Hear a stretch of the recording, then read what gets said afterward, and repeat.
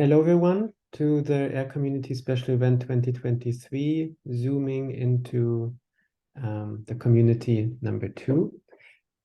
This event will be today and tomorrow. Today, we will have updates from the working groups and the subcommittees. And tomorrow, we have a session which is organized by, especially by the Diagnostics Working Group, which is on bringing AIRR-seq to the clinic, mapping the challenges. So this event is recorded as you are seeing. So please mute yourself and turn off your camera if you want or not. But the muting is really important. Before we go to the program and before I'm going to tell you how this is going to go today, I would just like to advertise that next year we will have the in-person meeting again in Porto. Sorry, the date is wrong. It's 2024, of course. So June 3rd to June 6th, 2024 in Porto, Portugal. More updates coming soon. The agenda for today, September 20th, is that we go through the working groups and subcommittees. Each of them has about 5 minutes update and 5-minute discussion, overall 10 minutes per row. But of course, if you have less, you don't have to fill the 10 minutes, but please don't go over the 10 minutes. And then, so there's a agenda for today. We might make a break. We take a break in the middle because 2 or 3 hours is maybe a bit too much in one sitting. And at the end, we have a more or less interactive session on from the Strategic Planning Committee. The agenda for tomorrow is here. This is hosted by the Diagnostics Working Co-leads, as well as moderated by Allele and Miho. And this will be, as I just said, on how can we bring AIRR-seq to the clinic, and we will have several speakers from the US and France and Canada, etc. So very much looking forward to that.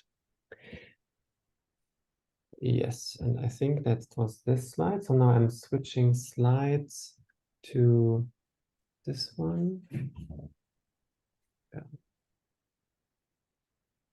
No, I'm not sharing. Yeah, okay, yeah. So we do it like that.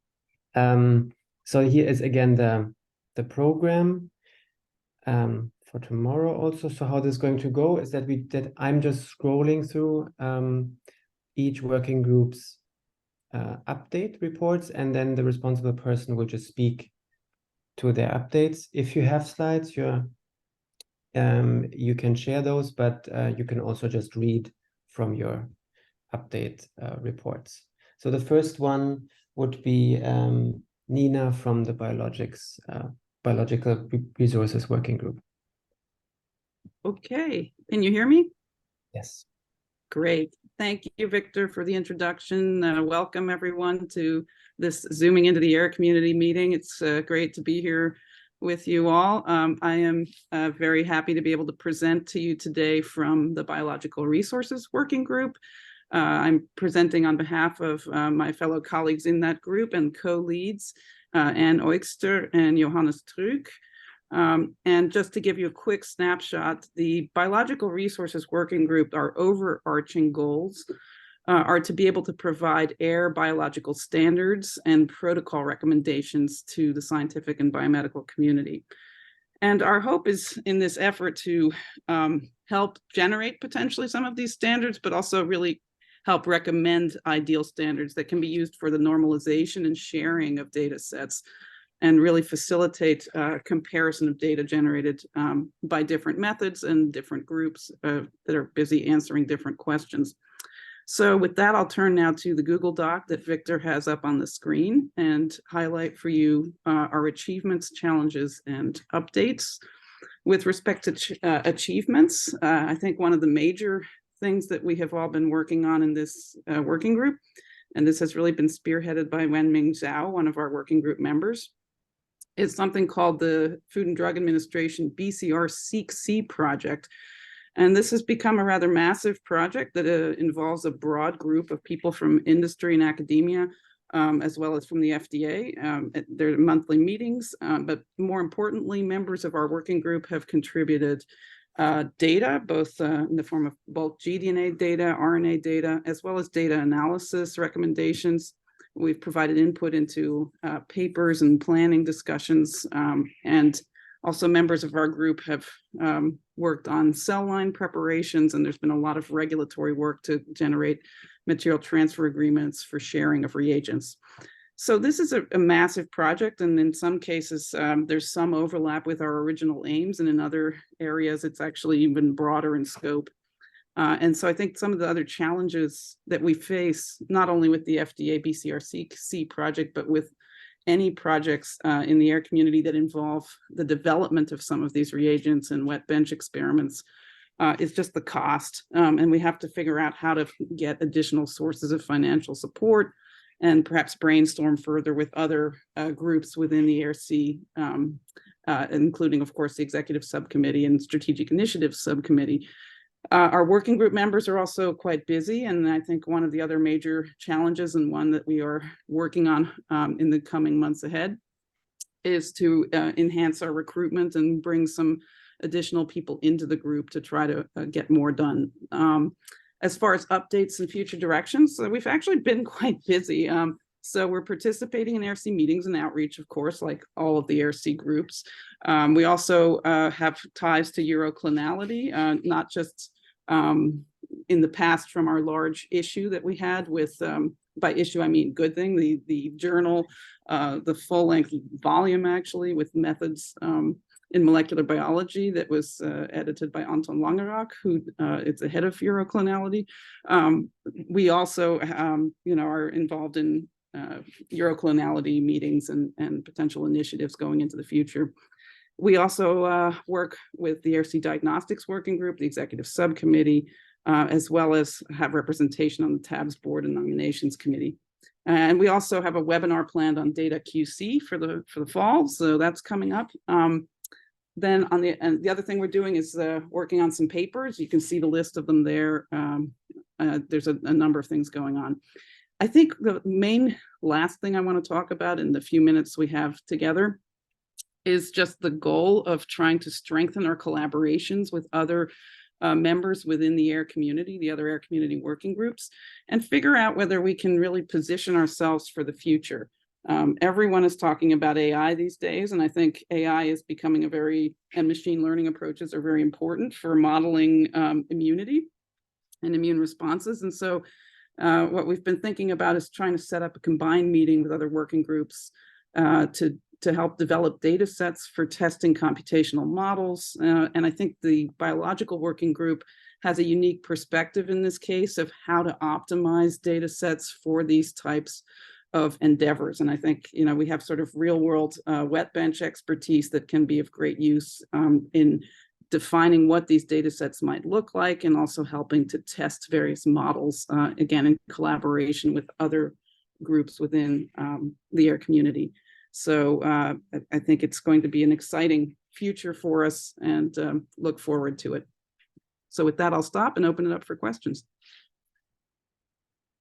Are there any questions for the Biological Resources Working Group? To Nina or? Felix has his hand raised. Yeah. So you mentioned this FDA initiative and like bringing together data sets, AIR-seq data sets.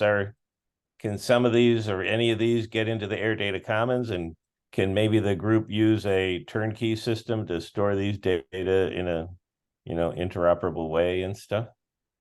I think it's a great idea, Felix, and I'm all for it. I think at the moment, the FDA BCR-seq project is still in early days with respect to data generation. I mean, I know my lab has generated some data for them, and I'm more than happy to share the data that we've generated. I can't speak for the FDA group as a whole, but that's certainly the goal, is to open these things up. And I think more broadly, the last bullet point in terms of future directions about AI initiatives, there absolutely, I think the goal is to create publicly accessible and shareable data sets that will help with AI efforts. And I think Victor may be able to also comment on that further. Great, thanks.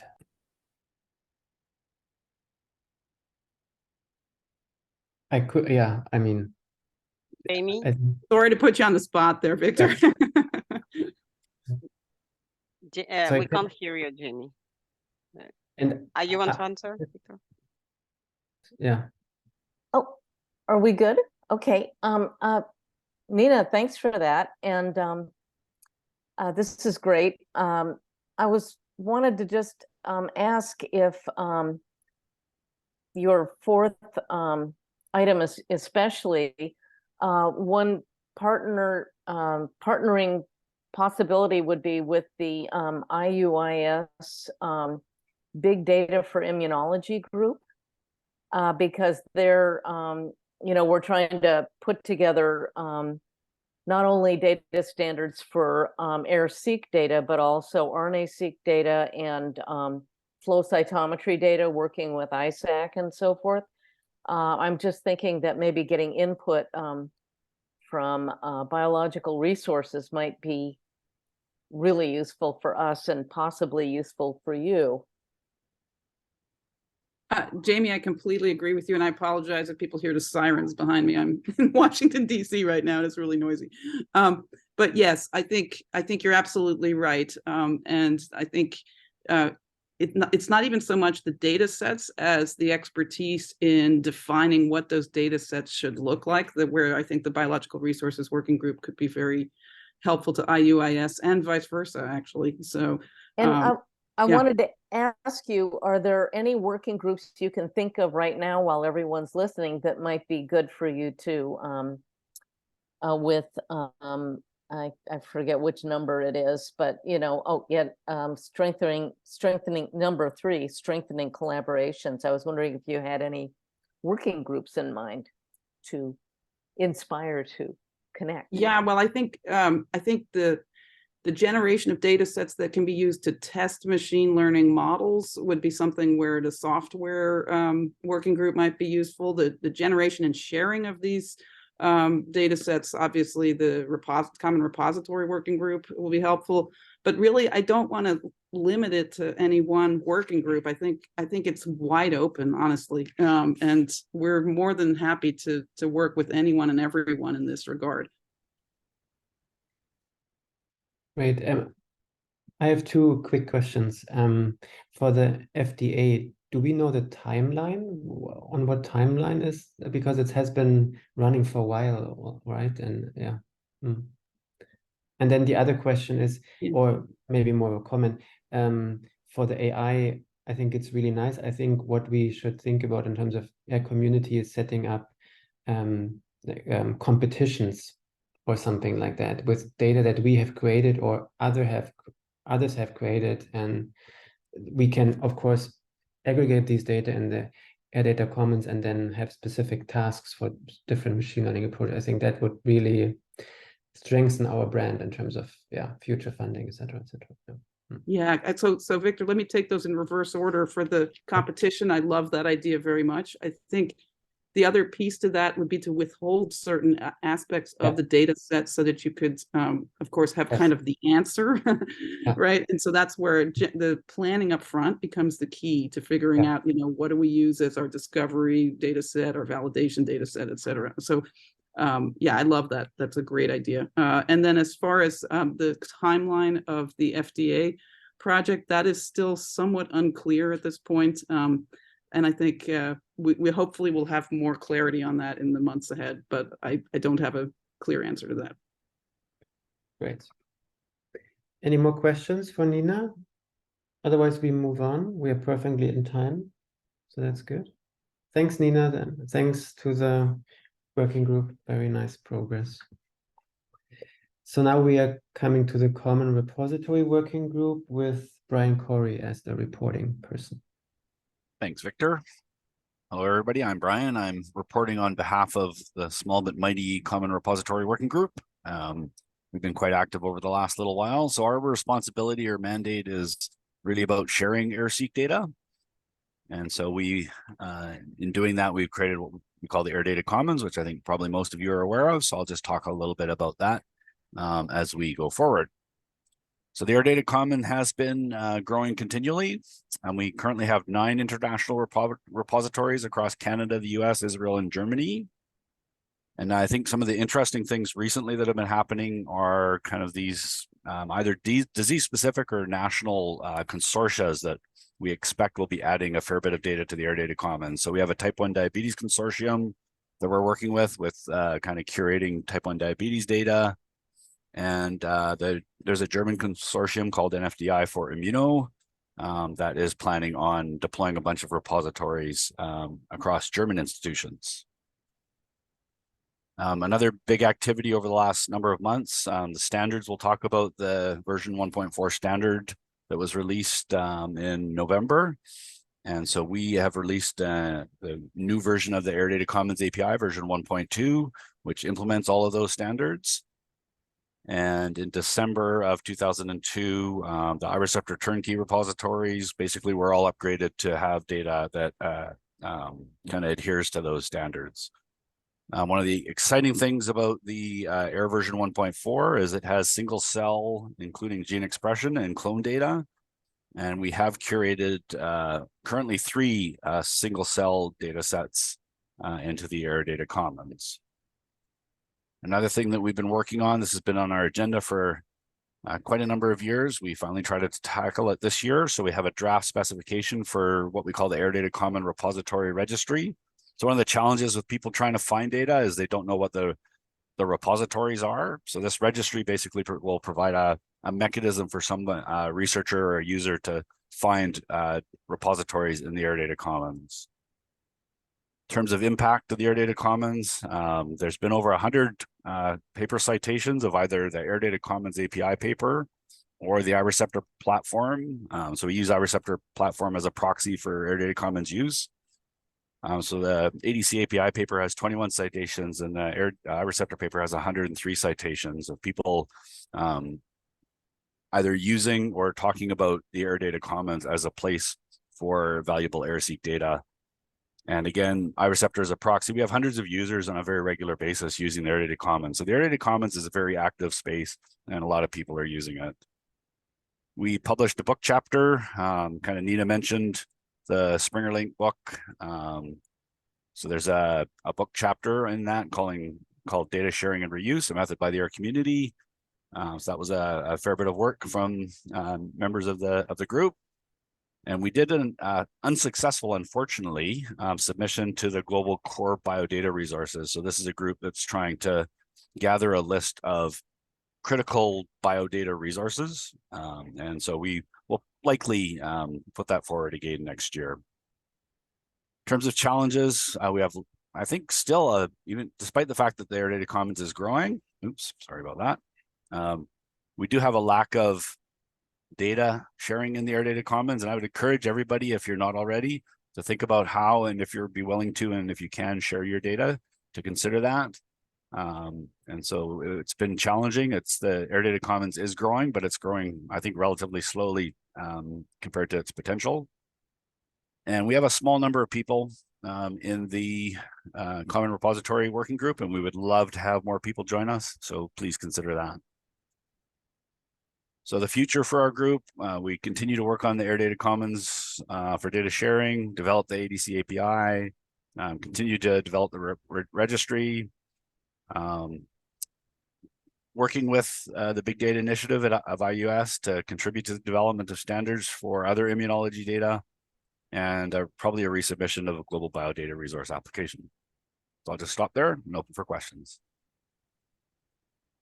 Great, thanks, Brian. Questions? I have one question, Brian, because you're mentioning that we would like the AIR Data Commons to grow much faster than it's currently growing. Do we have any idea what percentage of the potential sequence space that is sequenced and somewhere in some kind of database we are covering? So how much are we now missing out on, basically?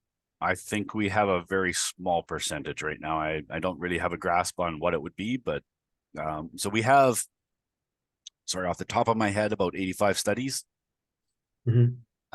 In the Air Data Commons. That represents about 5 billion rearrangements across, I think, close to 10,000 repertoires. Mhm. So it's a lot of data, but 85 studies is not a lot of studies. Mm. So I think percentage-wise, we're probably relatively small. Mm. So there's a huge opportunity for growth, Yes. but these are big data sets and they are challenging for people to curate. And so, yeah, Felix. Yeah. Yeah, I mean, I agree, but I'm not sure if you mentioned, but we finally getting some companies contacting us and saying they're using the AIR community standards and finding them very useful within their, within the group. They're not sharing, they're not contributing to the AIR Data Commons, but that's, I think it's helped, at least help building that direction, but yeah, For sure. it's still a small number, Mm. Yeah, I think we're quite interested to add to our list of things on the agenda for next year is the machine learning thing that Nina raised. I think that's a very important area. A number of the papers that have been citing the Air Data Commons and the iReceptor Gateway are because they mention them as a source for potential data for either training machine learning or trying to classify data using machine learning techniques in the Air Data Commons. So, yeah. And what I've mentioned before, right? I mean, many more papers are citing OAS than us for using data. So we need to work on also supplying or providing data in an easy way or easy. I don't know what we can do, but yeah, there must be a reason why people are using OAS over us. Okay. Jamie had a question, I think. Yeah, I just wanted to ask about with NIH, having stronger demand for people to upload their data and when they apply to have data management, et cetera. And yet when you go to their list of places that you can put data, the ADC is not there. And so I'm kind of wondering, are there any approaches that could be used to, has there been any conversation with these guys about adding? Yeah, there hasn't at the moment that I'm aware of. So I think the NIH list is a list of NIH funded repositories. And so VDJ Server, I believe, is on that list as an Air Data Commons repository, but it doesn't. Well, I think the VDJ Server thing does say something about the Air Data Commons, but the Air Data Commons isn't mentioned. You're right, Jamie. So I think you're right. And what I'm wondering is with Lindsay's U24, iReceptor is now NIH funded. True. Yeah. So possibly that's I mean, I don't know if Lindsay's on because I know she's got COVID right now, but anyway, it's just, yeah.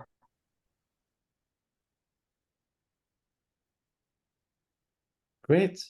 Any more questions for Brian? Then thanks, Brian, and thanks to the Common Repository Working Group. We move on to the Diagnostics Working Group with Ulrich Sterfbo, who is the reporting artist. Thank you, Victor. Yeah, I'm reporting on behalf of the entire working group, Diagnostics Working Group, and my colleague, Susanna Marquez. I have a really dodgy internet connection, so I'll leave my camera off, and should it create problems, just let me know, and I will see if I can start somewhere. We can hear you. It's okay. It's okay. We can hear you. Yeah. So for now, at least, good. Okay. So, well, the working group's achievement, as you already mentioned in the beginning, we have organized tomorrow's session called Bringing AIRR-seq to the Clinic, Mapping the Challenges. And the idea is to lay out the landscape, so to speak, for identify problems or ways of regulatory challenges in actually getting AIR sequencing into a clinical use. And this is especially focused on software as a medical device. But all of that will be revealed tomorrow, I suppose. And otherwise, we have been releasing podcast episodes. And if you haven't subscribed yet, please do so.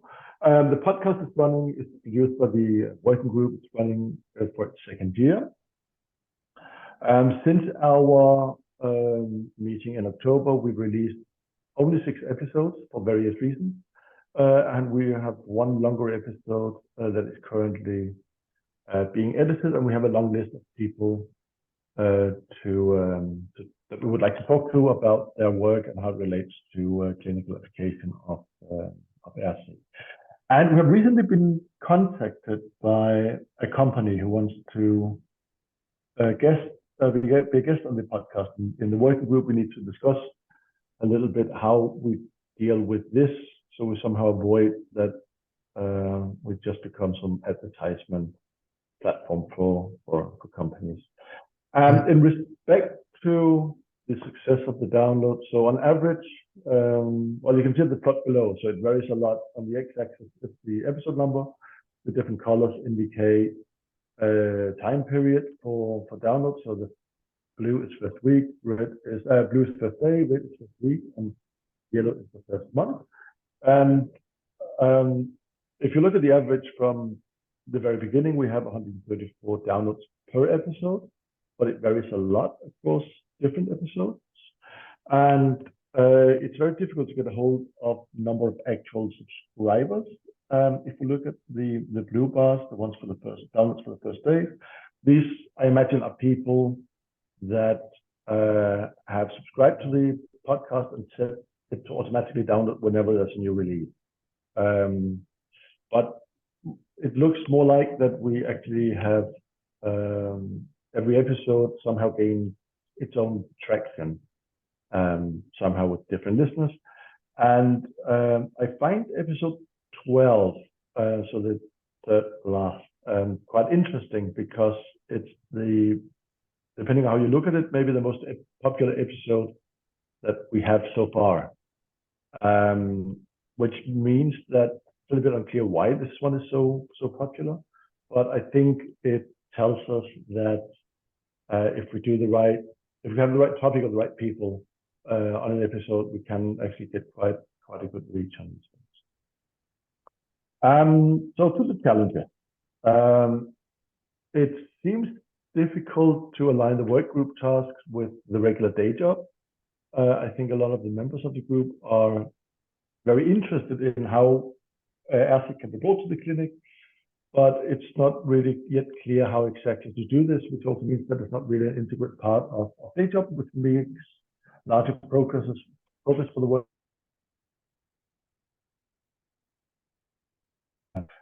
We have observed that the number of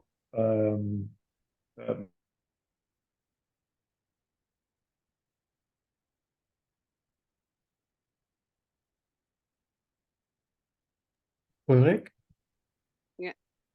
Ulrich, we can't hear you anymore. So need to see how we can improve networking with other working groups. So that we can strengthen the collaboration with the working groups. And for the last bit, the updates in future directions. So we'll continue with the podcast, and we will work on identifying, probably based on the session tomorrow, the challenges that exist in getting an AR-based AIRR-seq into to diagnostics, and we will further coordinate collaboration with other working groups. Yeah, thank you. Great, thanks, Ulrich. Are there questions for the Diagnostics Working Group?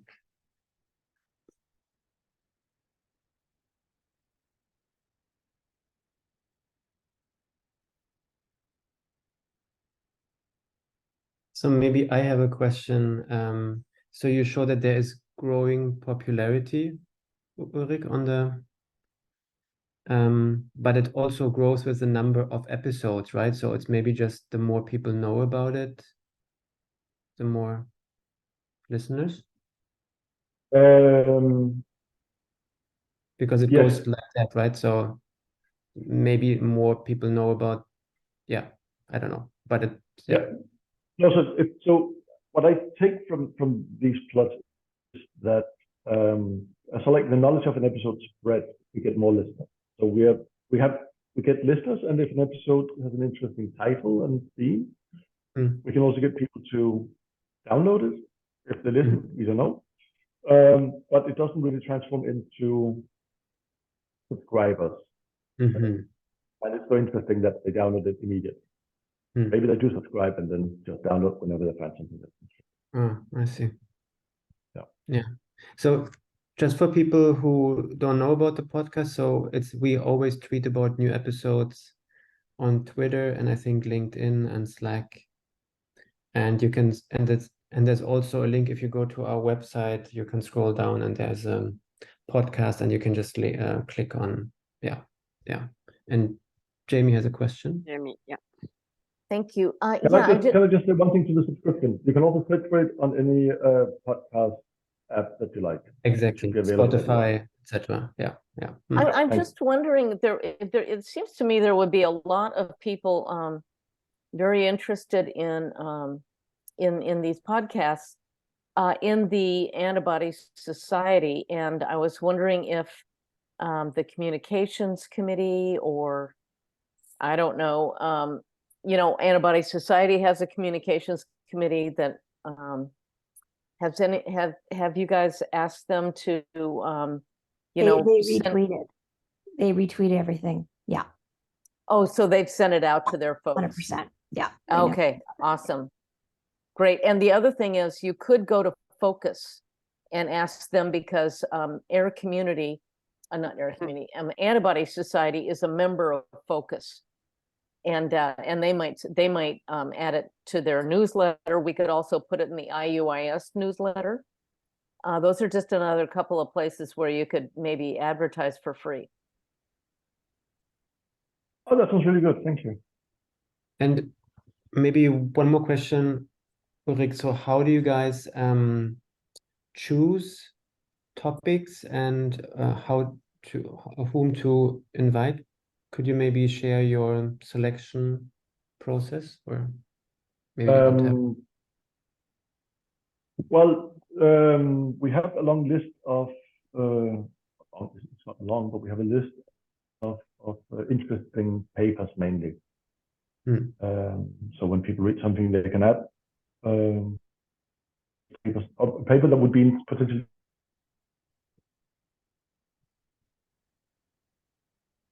We lost you again, Ulrich.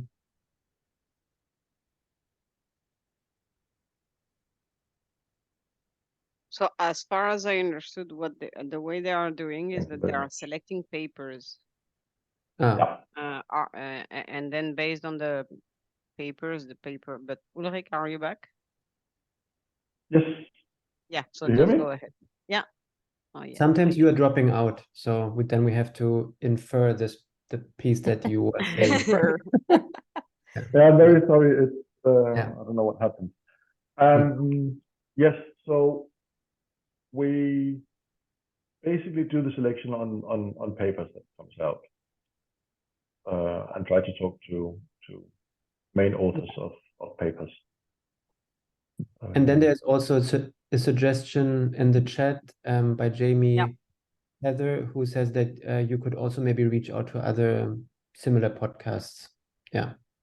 So that could like co-advertising with them, or inviting them to our podcast, going on their podcast. I don't know. Yeah. But I think there's a link, isn't there, Ulrich, for people to make suggestions? There's a form they can send you suggestions, right? Yes. Always, you can always send me suggestions, and I will put them into the. That's probably the easiest bit actually, and then we just put them into the feed appropriately. Okay. But problem is more to get organize it with people, to find dates that works for everyone. That seems to be, this year at least, that has been a bit of a challenge. Yeah. Okay. So if there are no more questions, we move on. Thanks, Ulrich, again, and thanks to the Diagnostics Working Group. Really nice work.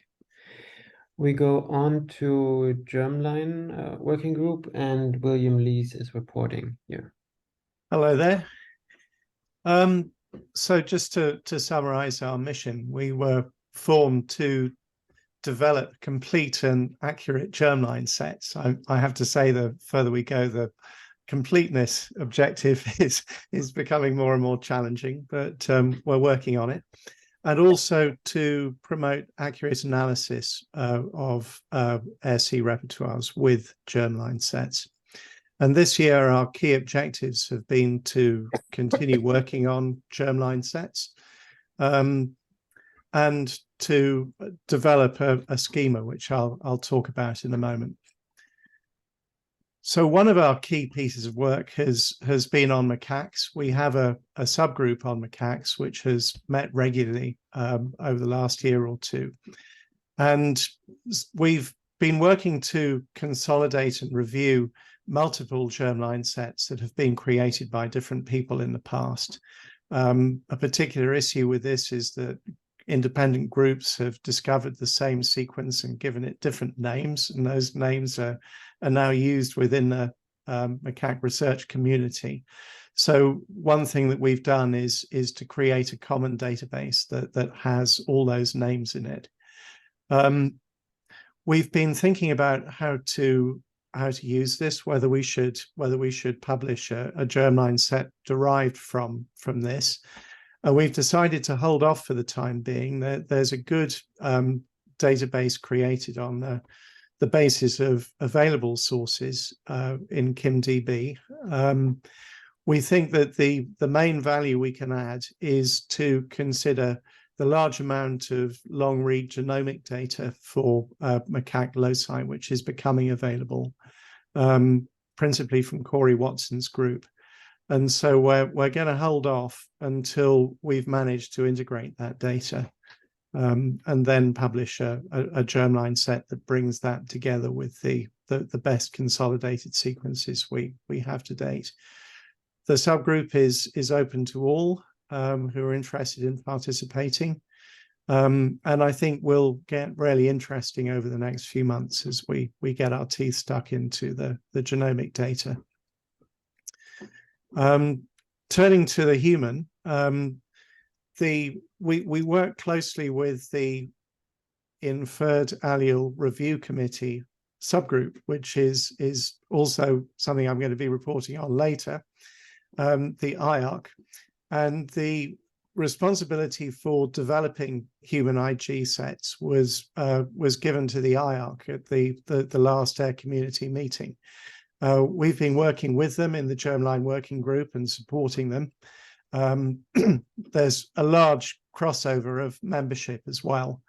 But the working group in particular has contributed to that work by providing feedback on how we should present the germline sets, building diagrams, testing and reviewing the manuscript. We've had some meetings specifically on the manuscript to review it.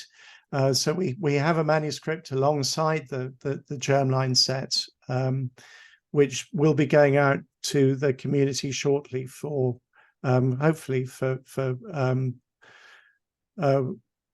endorsement as an AIRR community paper. And we're very keen that these germline sets should be seen as being owned by the community.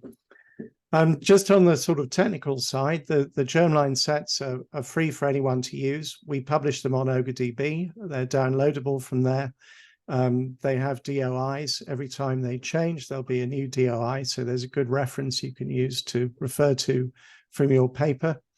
They can be downloaded by software. There's a REST API to download them. We hope that people who build tools will be interested in collecting up-to-date sets regularly for their tools, so users can keep up to date. And another very important point is, although we do publish the sets in FASTA, we also make them available in a JSON format, which provides a lot more information. And that format is part of the AIRR-C standards version 1.5 schema. And that's, I hope, something that will allow us to provide more data, provide richer annotation information as well over time. As I said, I'll talk about some of the more detailed aspects of the human germline sets when I come back to summarize AIRR a little bit later. But one thing that we haven't focused on as much as we would like this year is outreach. I think the germline sets give us a major opportunity to do some good outreach work, and in particular to encourage people to use accurate sets and make the best use of them as well. We are developing a poster, which I hope people can take to various conferences to promote the germline sets and their use.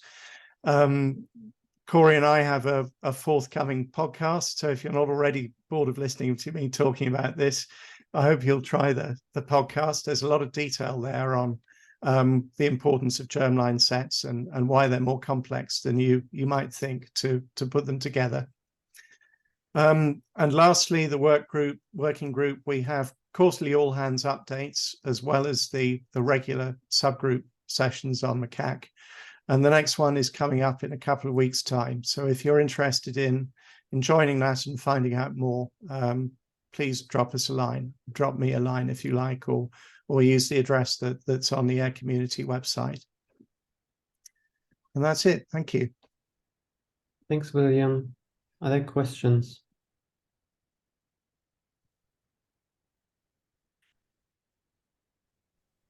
I have one question. So thanks for this great work. That I think it's probably not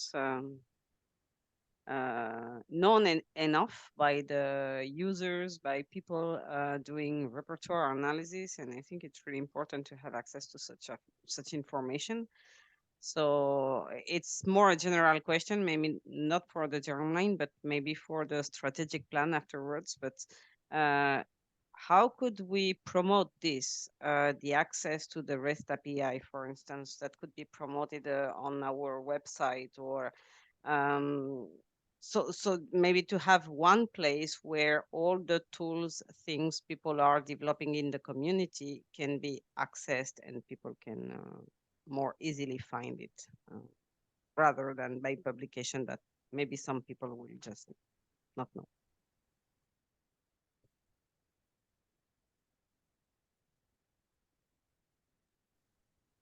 Nina. No, Nina? Yeah, Nina. Yeah, hi. So great talk as always. Thank you for all the hard work that you do in the Germline Working Group, the small but mighty. I think that another opportunity here where we can really showcase these efforts, and Jamie hopefully will talk about this more in the strategic planning session, is with other regulatory bodies and IUIS, right? So I think we have to find a way to disseminate these ideas, and you know, that's another venue for that. Yeah, I think we can also try to promote take-up. You know, if we can get the people who build tools to use our sets, for example, then that will give them a lot of coverage. And I'm glad to say that Yan Yi, who's the author of IG Blast, is a co-author on our Germline sets publication and has contributed to that. And I know he's very keen to use our sets on IG Blast widely. So that should get our name out there well. And from my other hat, the software working group, again, as I mentioned, we've designed the sets so that it should be easy for tools to download them. It should be easy for users to push an update button and get an updated version of a tool. So again, if we can promote that with tools providers, I think that'll be very helpful.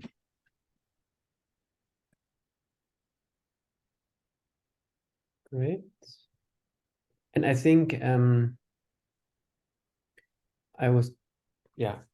I think an important thing that we need to show people also how using these sets will impact biological findings about air biology. I think that's always where there is the missing link for people. Like, why do I need to care about some nucleotides that are different? So I think, yeah. Jamie?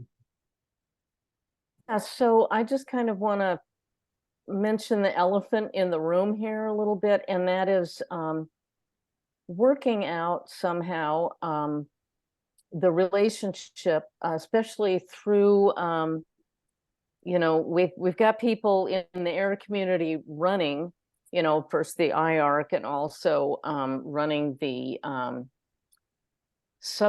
is called a review committee, the TRIG review committee in IUIS, which is supposed to kind of be like representing all immunology and all of immunogenetics. And so these reference sets, I mean, I see this as one reference set, but there also are going to be other reference sets about, for instance, certain human populations that, you might just want to use that reference set in looking at, the immune responses of certain subpopulations and so forth. So I guess what I'm wondering is that there is a conflict there with IMGT, and I'm wondering if anyone's been talking to IMGT about these new reference sets besides just kind of offering the manuscript that's gone out. Can we be clear though, Jamie, really quick? There's no conflict. There is no conflict. Well, I mean, IMGT, I agree. There may not be a conflict, but I don't think that's necessarily how IMGT sees it. So my question is, has anyone been talking to IMGT about these reference sets and how this is all kind of how all this would come together? Or has this just been, well, we're doing it and they're just going to have to deal with it? Like, what's the deal here? Well, IMGT were part of our working groups initially. And we have over the years made various efforts to work with IMGT. And they haven't been active recently. I mean, we have made various invitations to them and they haven't been active. So there hasn't been communication, but we have tried. Well, I'm just hoping that there can be communication because, as you know, it might be that some people think that there's, these are independent things and other people don't, and so I'm looking at through the IUIS, perspective of consensus and people getting along throughout the immunology community, because that's who we're all working for and to begin with. Anyway, so I'd really encourage that. I mean, that's certainly, where we start from as well. I mean, one thing I would say is that the cat's out of the bag in terms of having multiple reference sets. There are multiple reference sets and we're going to have to live with that. Mixer has published reference sets, which they're maintaining on their website along with the tool. Other people, as I mentioned, there have been, 3, 4, or 5 reference sets for macaque published over the years. There are different reference sets out there anyway. We did not initially want to build our own reference sets, but it proved too difficult to collaborate. That's the long and the short of it. And that's not uncommon in science, as I'm sure I don't need to tell you, Jamie. We're open to approaches and proposals on how things can work. But at the same time, there is a vast amount of new data coming down the pipeline, and we need to get that out to researchers who can benefit from it. And that has to be a primary motivation. Absolutely, Okay. thank you. There's also some discussions on the chat for Yeah. people commenting there. Okay.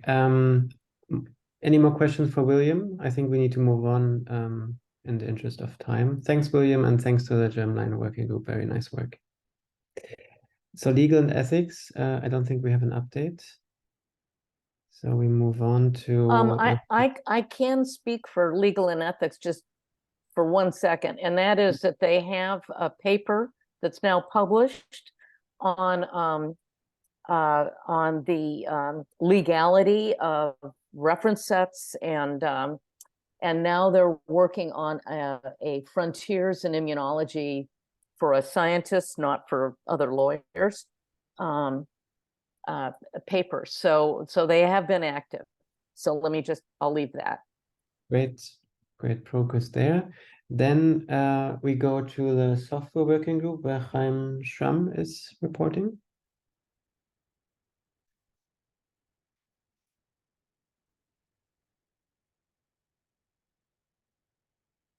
Hello? Yes, I can hear you. Oh, there we go. It's gonna make a video. Wow, come on. Okay, yes. So software, we've been working on RepCred, which we've described in the past. So this is our tool for assessing the credibility of repertoire. So it's sort of what we imagine it as is fast QC for repertoire analysis. People are familiar with fast QC. So that is what our main focus has been for the last couple of years now. We are in the final phases of that project. There is a working interface that can be accessed from GitHub. It's being packaged for CRAN. We're still testing some things and trying to make sure it works. But really, we're quite happy with where it's gotten to, with a lot of thanks to a number of people who worked very hard on it, both within and without of the software working group. In terms of challenges, software development is often very slow. So we've been working on RepCred for 2 or 3 years now. And we've made the most progress when we've paired with a specific lab working on it. And then the software group is there as a feedback committee to sort of help figure out things that aren't working and to provide ideas and so on and so forth. So with RepCred specifically, we had a master's student from Adrian Shepard's lab who did some of the initial work, and then it's been carried over the finish line by Allele Perez from Guer's group. And so this has been a very productive mode for us to work in. And so, one of the things that we want to put out there in terms of this meeting is that if anybody out there has a master's student or something like, or PhD student, something like that, who has a project that might synergize with software committees, software working groups, expertise and mandate, we would love to help out on that. And we can, collectively contribute our ideas and our help. We will do some hands-on coding, but we need somebody who can lead these projects in a more direct way. In terms of our future directions, we are planning to write a manuscript around RepCred, possibly applying it to the repertoires that are an iReceptor, or maybe some other sort of analysis to go with the tool itself. And as we talked about in Genoa, but haven't actually gotten to yet, we want to survey the AIRR-C membership to think about key focus areas with a particular emphasis on industry needs. So we've accomplished a lot of sort of the initial goals that we've had going back to 2016. We published some rep. We're nearly ready to publish RepCred. And so the question is, what is most deserving of our future efforts? And so we want to talk to the AIRR-C membership and to various other working groups and subcommittees to try and figure that out. And sort of related to that is we want to be able to work with the communications working group, or I think they're a subcommittee, maybe, I don't know, I can't keep track, to their initiative to reach out to industry and take care of and to collaborate that way as well. So that's what we have in mind for the next period. Great. Questions? Hi, Felix. What's up? Thanks. Oh, I was just wondering, thanks for the report. It doesn't sound like the idea of AIR compliant software validation it's not a emphasis or a goal. It is a ongoing goal, but it's not something where we feel like we have to we feel like we're in a good place. So most of the major packages have been certified as meeting our standards. You know, we haven't really had any reason to update the standards themselves. And we do keep an eye on things in the literature to reach out to people who are publishing new tools and say, hey, you know, we would love if you submitted an application for certification with us. But by and large, we're in, you know, like I said, it needs some attention to keep that up, but I don't think it's major focus at this point. We major tools. IG Blast has their compliant output. Incantation Suite is AIRR-C certified. What's the other major one that I'm forgetting right now? But yeah, so we're in a good place with that. I always wonder, you know, when people talk about, well, why should we put our data in the AIR Data Commons or something? I mean, if software could somehow follow the use, you know, if data sets had DOIs and software, this is a huge project. I'm not saying this is, but are there examples of something where software groups or groups of communities can have a way of following the use of data sets and people could get more immediate feedback on, you know, their data getting used rather than, well, you know, somebody uses their data and 3 years from now gets a publication and uses their data, but just a thought, you know. I mean, that sounds like more like in ADC, like altmetrics type of thing, right? So like, you know, not to give Brian more work, but you could imagine like the ADC or iReceptor implementing like how many times has this repertoire been downloaded, or how many queries did it type of thing, and maybe internally. But that sounds more like what you're looking for, maybe. Yeah, and we've been talking about that, and it is more work. See, this is for the majority of people here who don't come to standards calls. Jason and Christian will tell you that anytime Brian's late to a call or misses because he has some other obligation, I make sure to assign him stuff in that committee. There you go. No. Yeah, I mean, any other questions?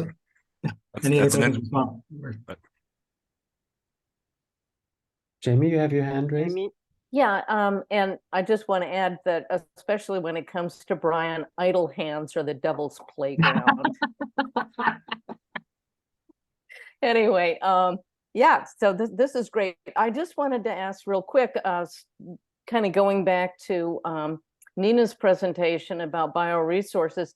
I could see potentially, I mean, not my area exactly, but I could see potentially how the software initiative going together with bioresources might be a package that would be helpful to people. Have you all, or does that just make zero sense? I was just wondering about putting those two things together potentially. Yeah, possibly. I'd have to think more about exactly where to start with that. But you know, one of the things that we've been talking about on software committee since the very beginning is to try and establish a gold standard reference data set. You know, presumably, you know, maybe it involves some simulated data sets where the ground truth is known, but presumably it's more likely to involve real data sets where the ground truth isn't known, but we know certain characteristics of it. And then you can use that to benchmark different tools and see, how they're performing. And that's something that's always seemed just a little bit out of reach for various reasons. And so that is definitely a place where the FDA BCRC QC initiative might produce stuff that would be very useful for that. And you can think of other collaborations with biological resources and diagnostics in terms of that. And so these QC metrics, though, I mean, for repertoires, people are encouraged to use them, right? And so I'm just thinking about using, software metrics and standards along with, wet lab potential resources and integrating those kind of together a bit. Anyway, but again, this is a little beyond me, so it's really just more of a question.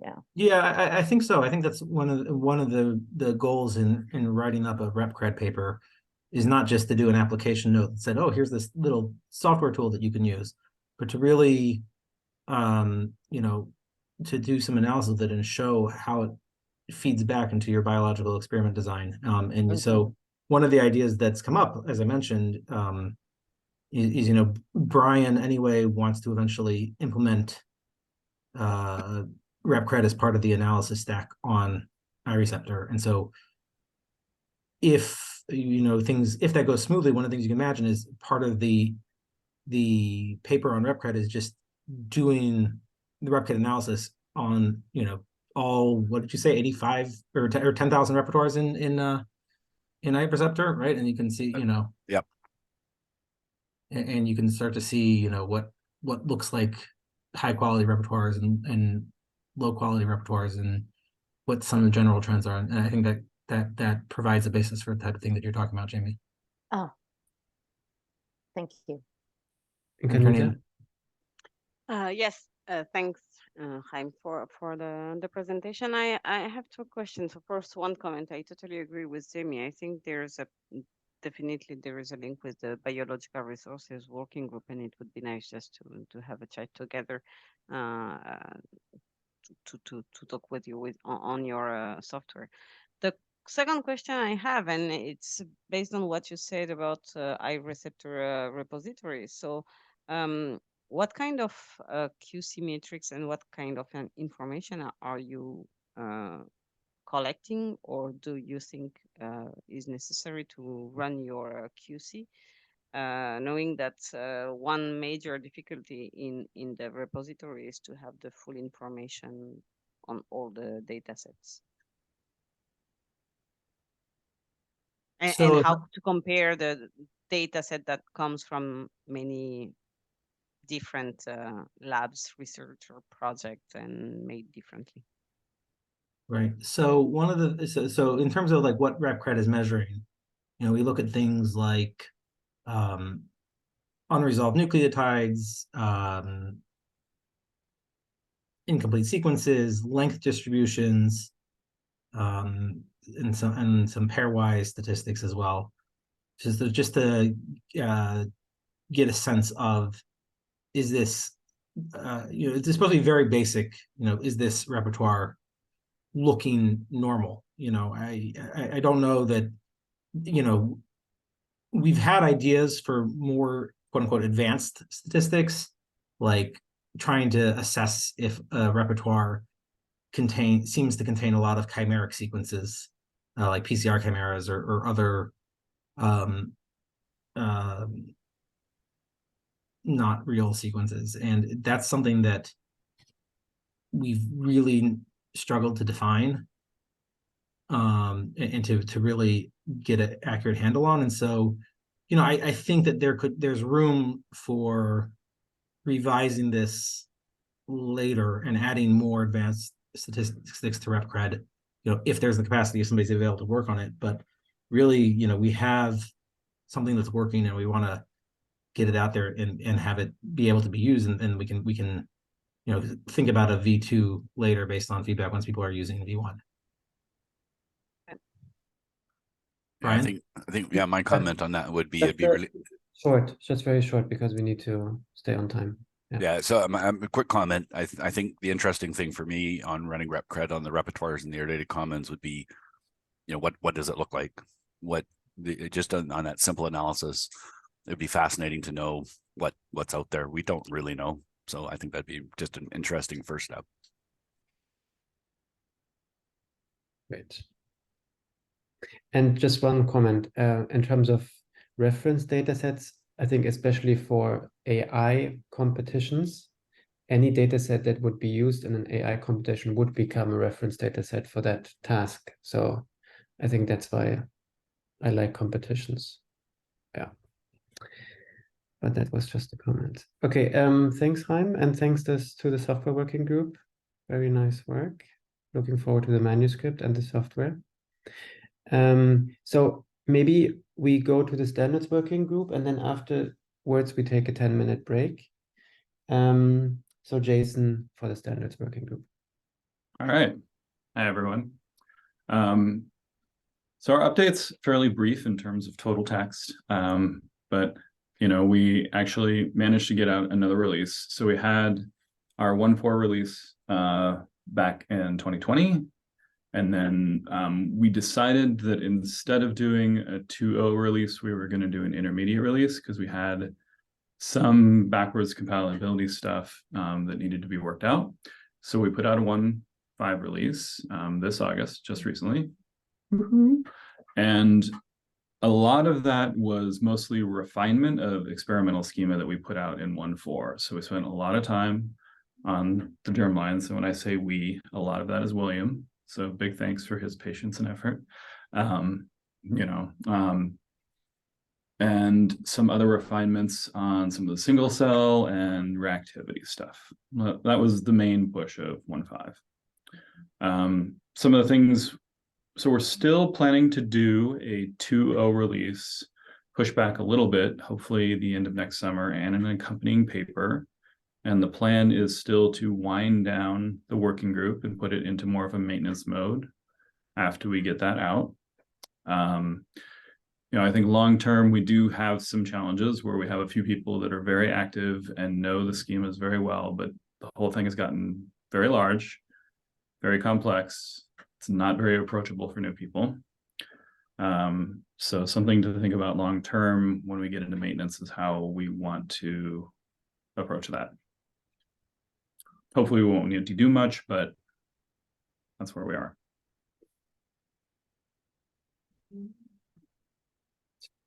Questions for Jason? Thanks, Jason.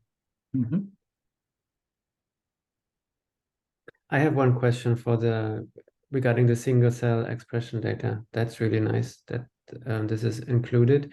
Do you see uptake by the community that is generating these single cell paired TCR single cell expression data sets in terms of their tools? Because I think this community that is generating the single cell expression data is much larger than the AIR community.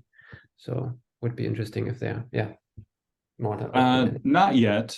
I would say, Brian mentioned the ADC and they've implemented that.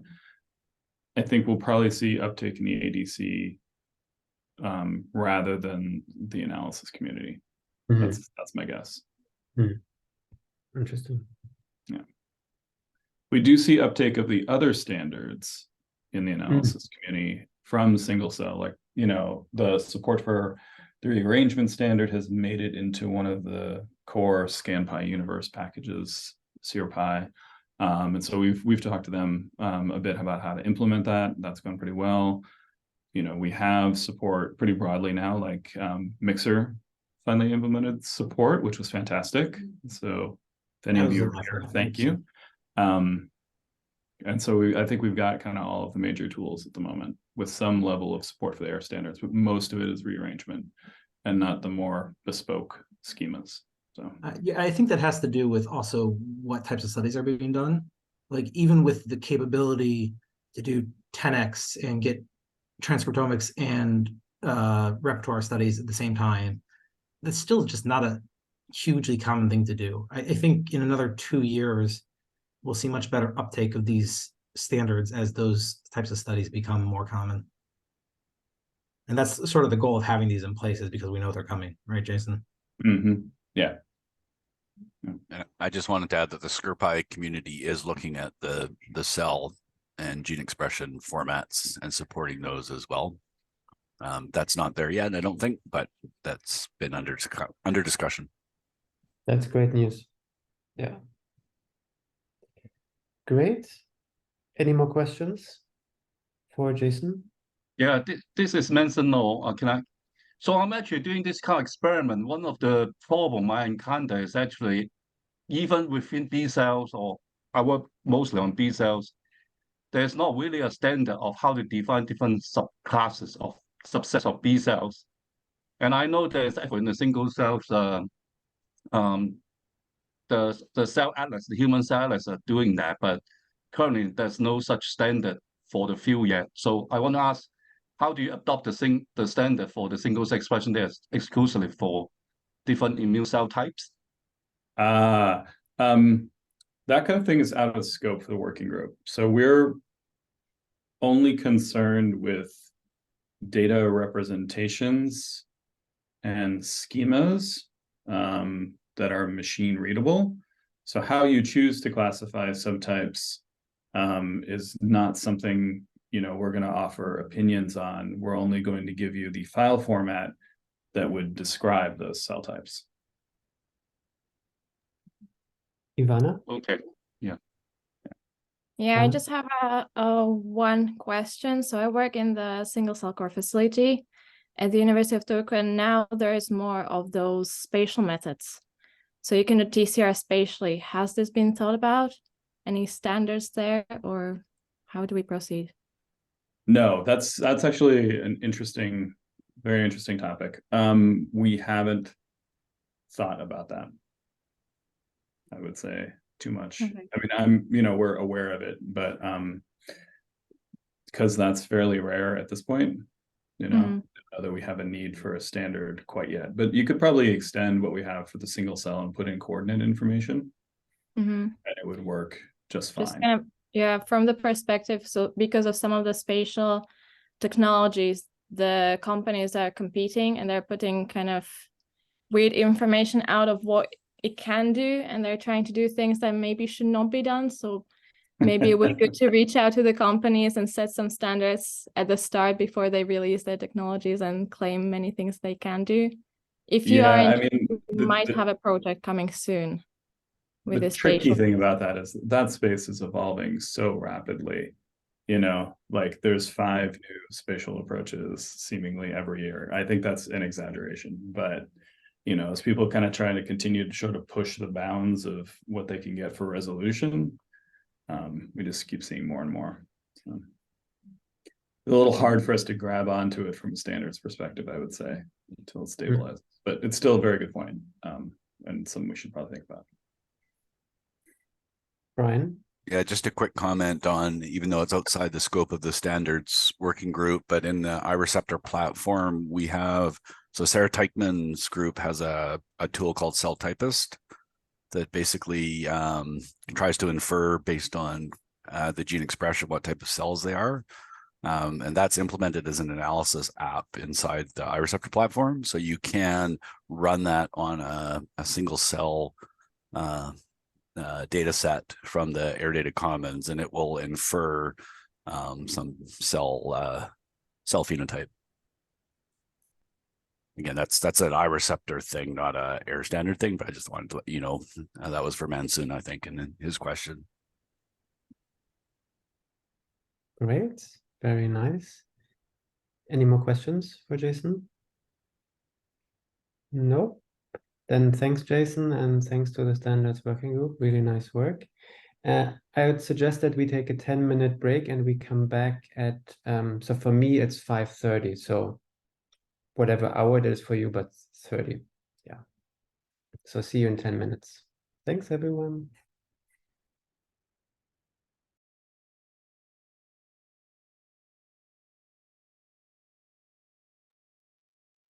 Yeah, welcome back. We are moving on to the communication subcommittee with Kira Nella reporting.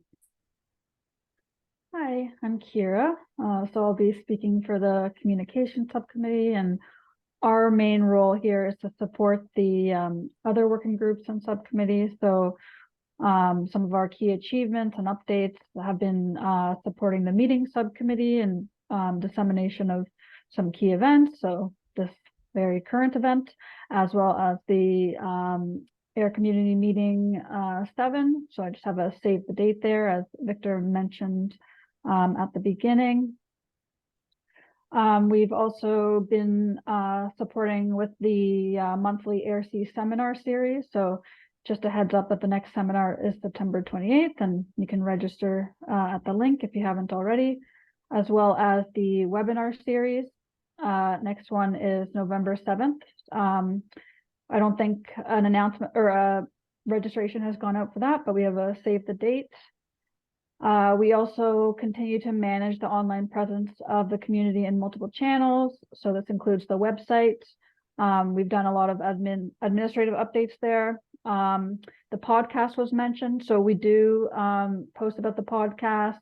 We update news. So I'll take this moment just to ask all working group and subcommittee co-leads if you could just double check your page on the website and let us know if anything needs updating. I've listed there all the channels that we manage. A newly created one is Mastodon. We don't have a huge following there, but I think it's all sort of I don't know, a bit in flux at this time with Twitter versus Mastodon. We finalized an infographic towards our goal of supporting outreach in general and networking with industry. Some of our challenges.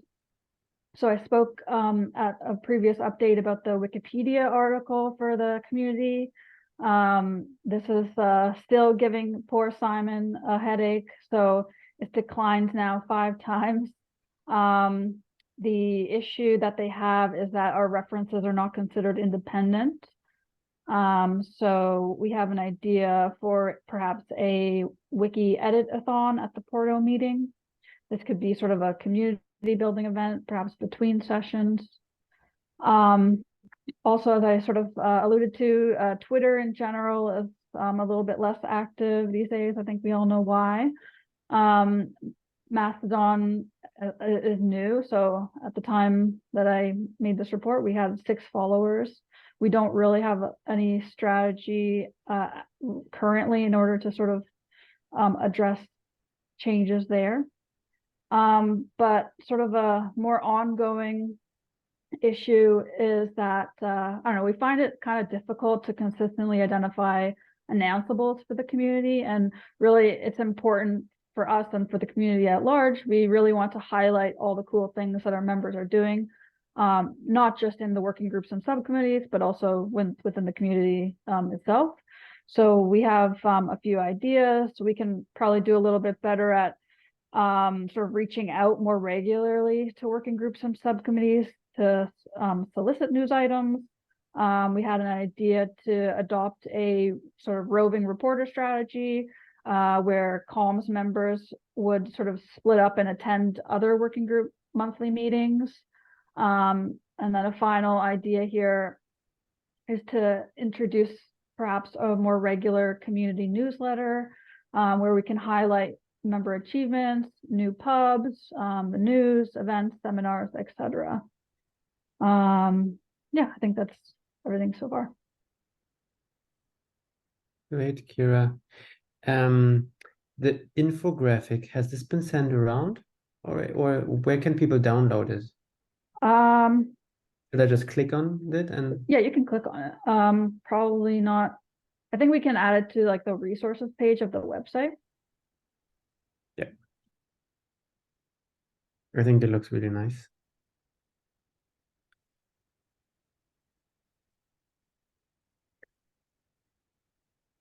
Very nice. Oh, Adele's gonna add it. Adele is our website guru.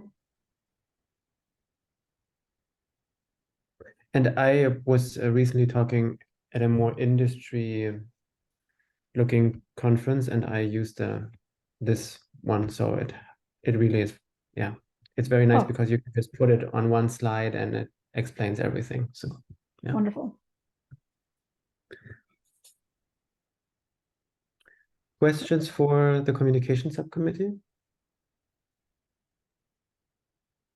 So there's Mastodon, but then there seems to be also new things coming up like Threads, Blue Sky. How are we in general? I mean, we have so many news outlets, right? And it's difficult to manage. And yeah, you say, and we see that Mastodon is not, we are just, is it too many? So how can we manage that? Is there a strategy that we have, or? Yeah, I'm not sure if I'm the sort of right person to answer that, but yeah, right now we don't really have a strategy. I haven't even heard of these other ones that you mentioned, so perhaps I'm not in the loop as much as I could be, but yeah, it seems to be, for example, that Blue Sky is the new Mastodon or something, but okay. Okay, we'll have to look into that then. Yeah, but it's every week there's something new, so yeah.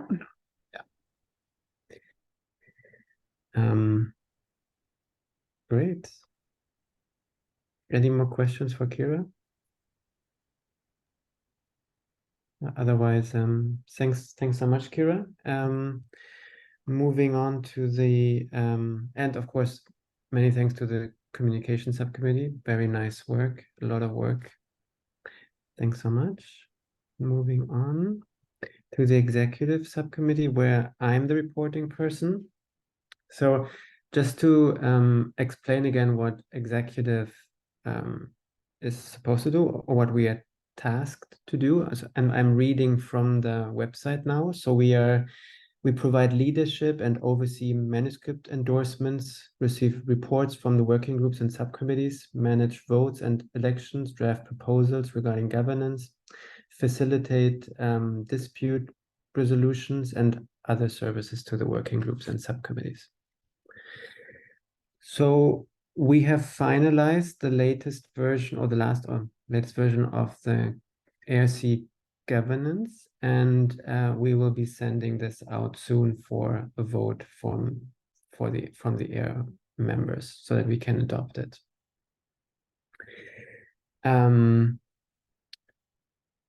We have also initiated the strategic planning subcommittee, which will be reporting last today, and they also have a 30-minute session. We are managing the seminar series, which is almost every month, 2 speakers per session. The next one, as Kira just mentioned, is next week with 2 TCR talks. So if you haven't registered yet, here is the registration link again. And all of these seminar series talks are uploaded to YouTube. Yeah. And we are also at least initiating the webinars, and then this is then mostly taken over by Jan from TAPS. And we are collaborating with the meeting subcommittee on this meeting, but also, of course, on the in-person meeting planning next year. Yes. Any questions to me or any other members of the subcommittee, of the exec?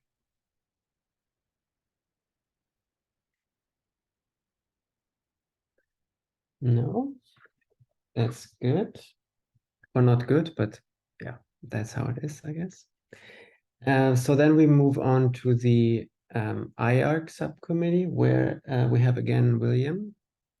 Welcome back, William. Thanks, Victor. Yes, I'm afraid Matt Olin, who's the chair of the committee, wasn't able to make it this afternoon, so you have me. Just to give a bit of background to AIRR, AIRR was initially established to infer, to review and affirm inferences of previously unreported germline gene alleles from AIRR-seq repertoires. And that's something that we've worked on for quite a few years now, and we've published I think it's now over 50 inferences in the human germline sets.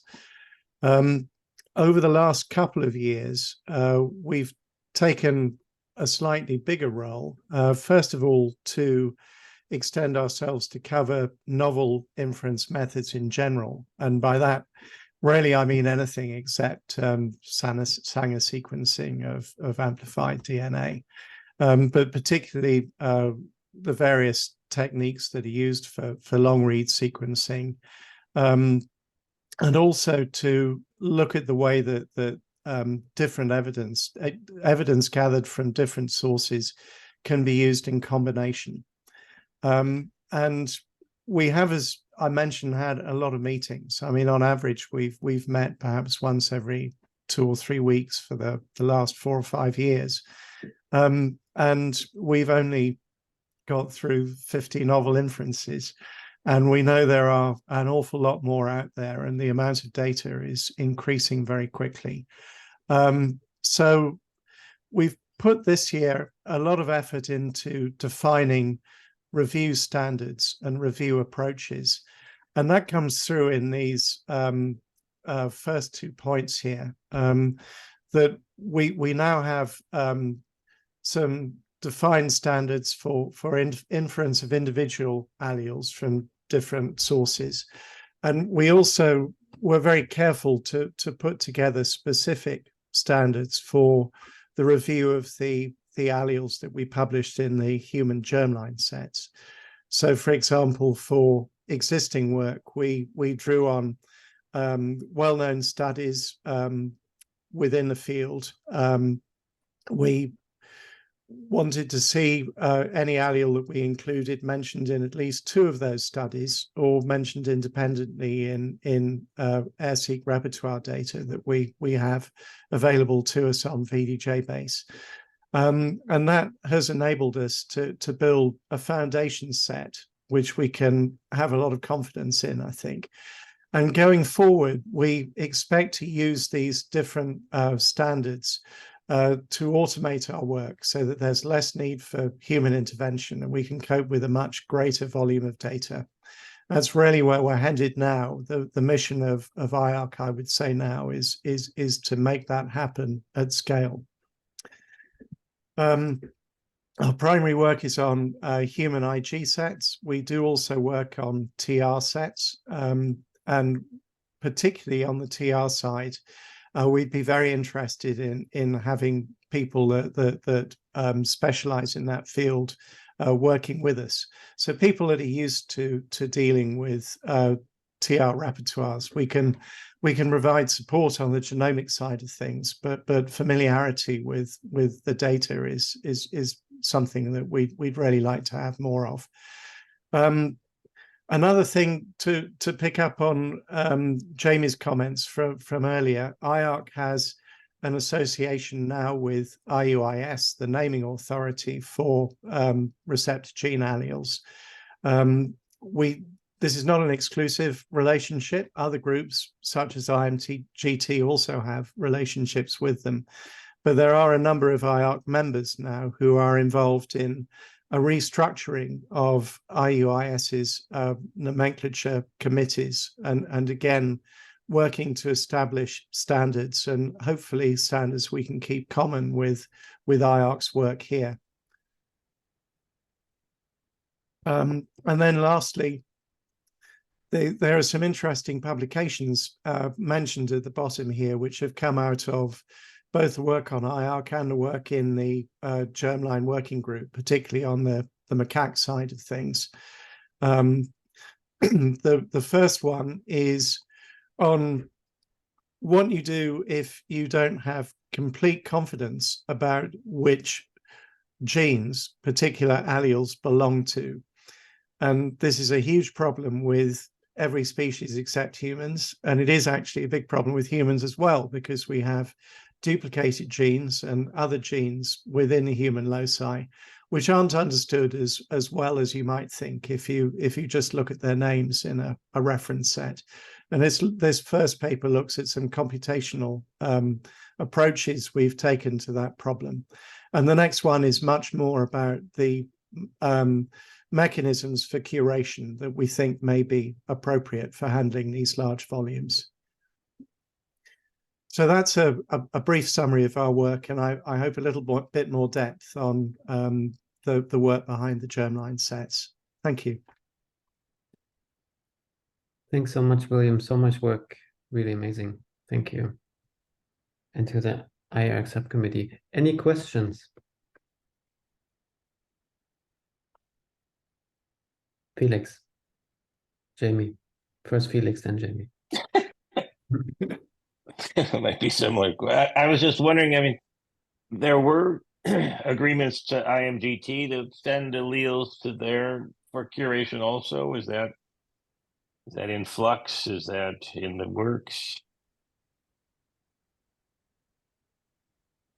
I'd have to check with Max whether we're still sending alleles direct to IMGT. I think now that IUIS is soliciting them through TRIGs, that we're sending them to TRIGs. Right. I think you've had a batch from us, haven't you, Felix? Oops. Yeah, and we sent them to TRIG. Yeah. Right. For validation. Yeah. TRIG review committee. Yeah. And we also publish them on our website on OgaDB, so they're available to anybody there as soon as we affirm them. Right. Okay. Amy? Oh, thank you. Yeah, thank you very much, William, for yet another great overview and representing a huge amount of really wonderful work. Yeah, I just wanted to kind of make it clear that before the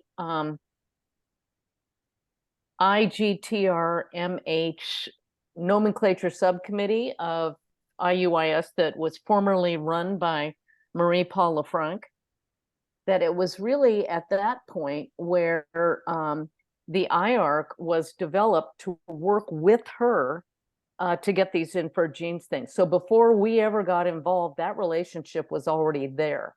And the what is now called the TRIG Review Committee, Nomenclature Review Committee, took over for Marie-Paul's review committee called, I think it was called IMGT NC Reports.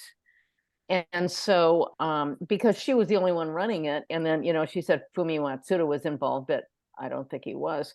Anyway, and so there was this very unclear relationship between that committee and IMGT, because of course it was all Marie-Paul.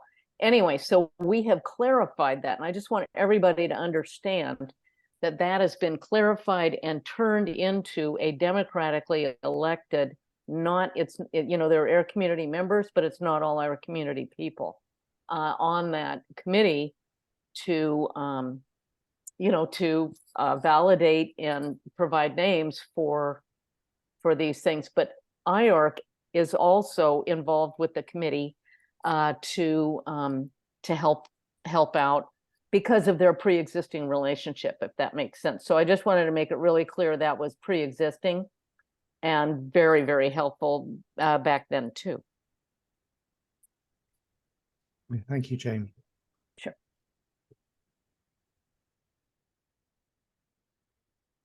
Great. Any more questions? Otherwise, thanks, William, again, and thanks to the AIRR subcommittee. And then we move on to the meeting subcommittee, where we will be updated by Enkanita, who is also the chair-elect of the AIR community. Hello, everyone. So thanks. So I will be brief, I think.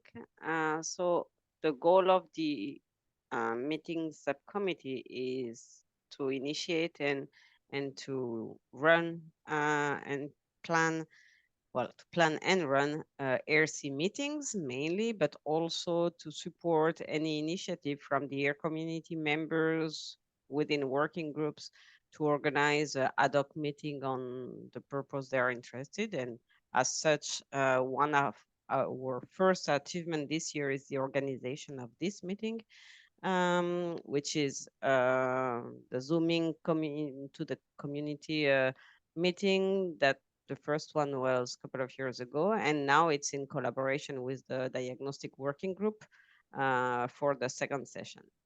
So of course, we've been also working with the exec subcommittee and working group subcommittee colleagues to organize this and prepare this first day about the report.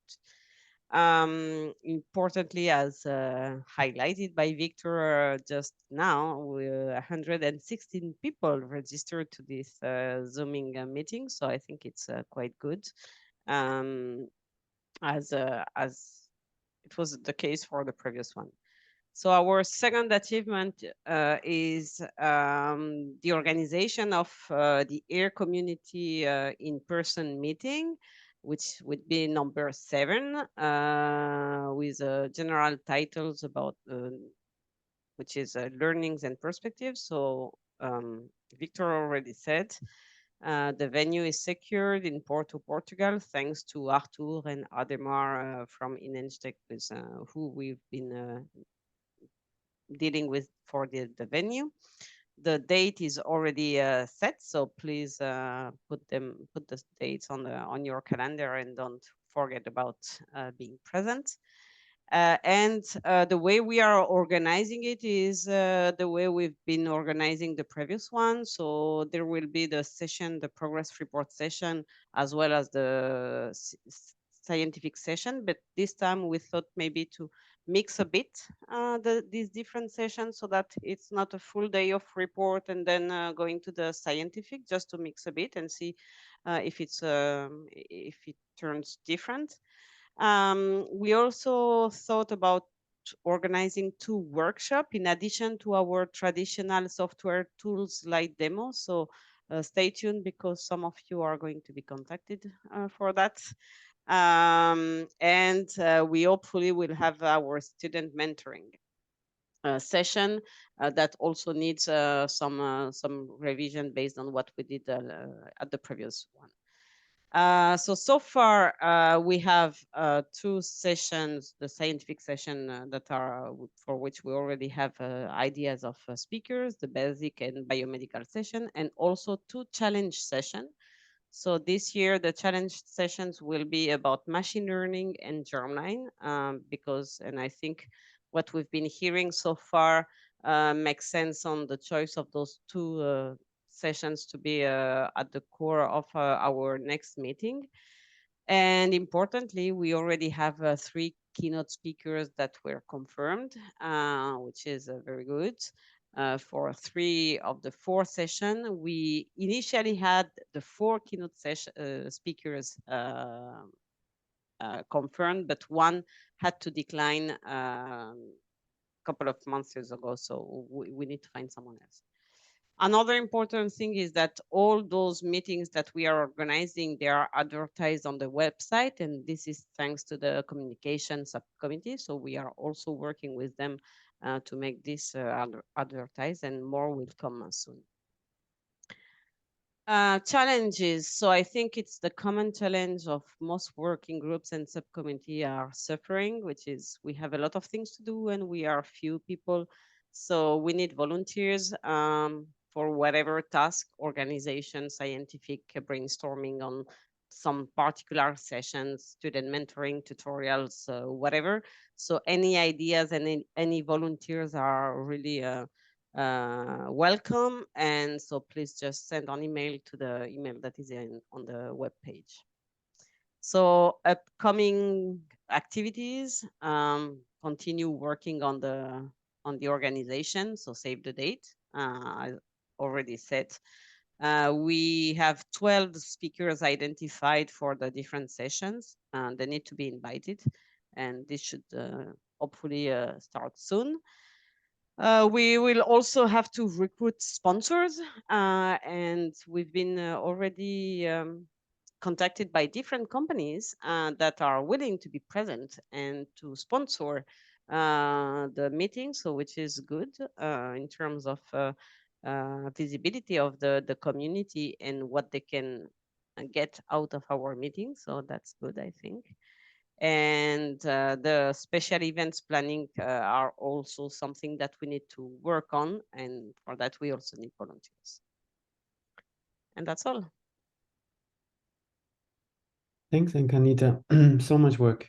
Very nice. Questions for the meetings subcommittee?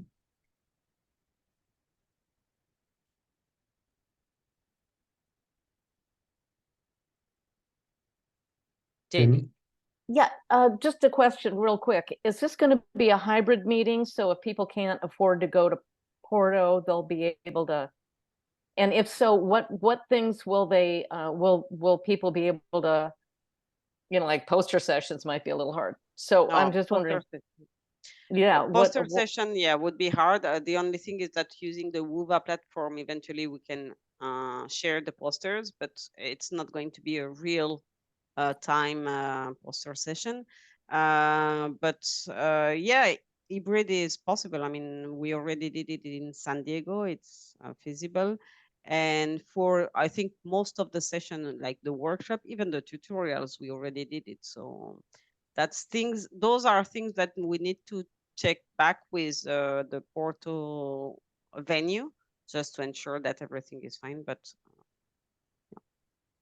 all right, and I guess there will be time for all the governance and updates and all that stuff. Yeah. Okay. Right. Yeah, because I guess hopefully we'll have a strategic plan by that point. I think the session is already scheduled. Yeah, that's good. One question regarding the speakers: will there also be a short talk session for PhD and postdoc? Absolutely. Yes. When I'm talking about speakers, is the regular invited speakers, but there will be all the classical 3 to 4 short talks. Yes, absolutely. Nice. So call and for the software sessions too, where they pitch their software. Oh, sweet. And then the sponsor session also again, where the main sponsors. Yes. So everything is everything. Yes, good. Okay. Are there any suggestions? Sorry to interrupt. Are there any suggestions from anyone else on the call for things that we should add that we haven't added? I mean, we're kind of doing the same thing that we typically do, but I would be welcome to hear if there are any other ideas of things to try things differently, think outside the box, whatever you guys think. Are we missing anything? If you don't have an answer today, that's fine, but let us know. Let us know soon. We don't have to be wedded to one way. Exactly. Jamie? Yeah, so I guess one thing I'm wondering about, are there any partner organizations that you might want to, I don't know, include or bring in or partner with for, you know, I don't mean sponsors, but I mean organizations. Yeah, like for instance, the Portuguese Society of Immunology. Yeah, something or yeah, yeah. So that's a good idea. Or also, I'm thinking integration also, because you know I'm constantly wearing this IUIS hat. For instance, the big data for immunology subcommittee, where we're trying to really put things together, you know, including AIRR-seq data, but beyond AIRR-seq data as well. That kind of thing. And if you're doing machine learning, I mean, that's the whole point of doing it, really, in part. So yeah, but yeah, I was just wondering about partners. That's a good, that's a very good point.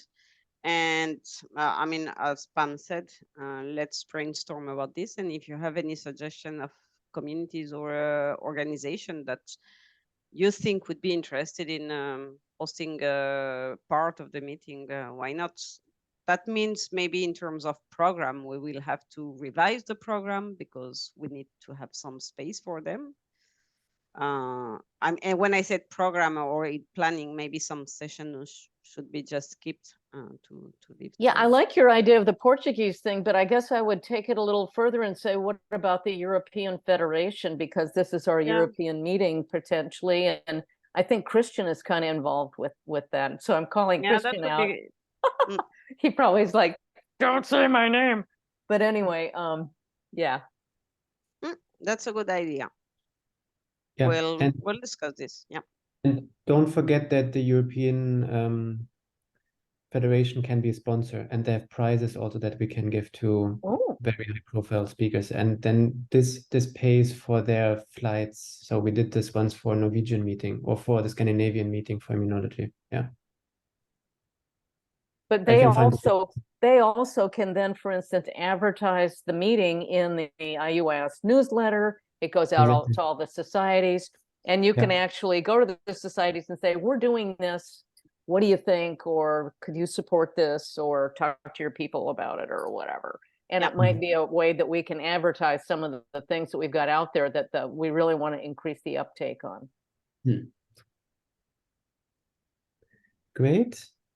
If there are no more questions, since we're perfectly on time, we go to the Strategic Planning Subcommittee, which has just been founded this year, where Jamie Scott is reporting on their behalf. Yeah.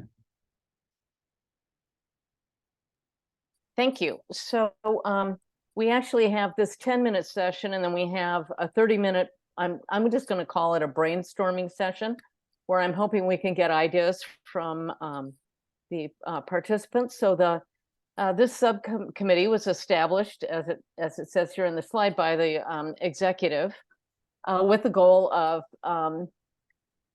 figuring out what the long-term goals of the working groups and subcommittees are, and trying to create a strategic plan around that, especially where there could be integration and also shared efforts, I would say.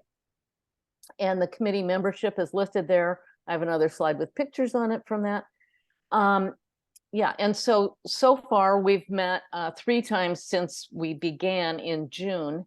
And what we've done essentially so far is to put together a set of questions that we are going to the subcommittees and working groups is kind of like guidance to guide a discussion. And I think we're probably going to have to go back several times to make sure we clearly understand what they want, because it's kind of, people have to figure out what they want and then, and then say what they want. So I think this is going to be an iterative activity until we really have good, clear understanding of what folks want. And then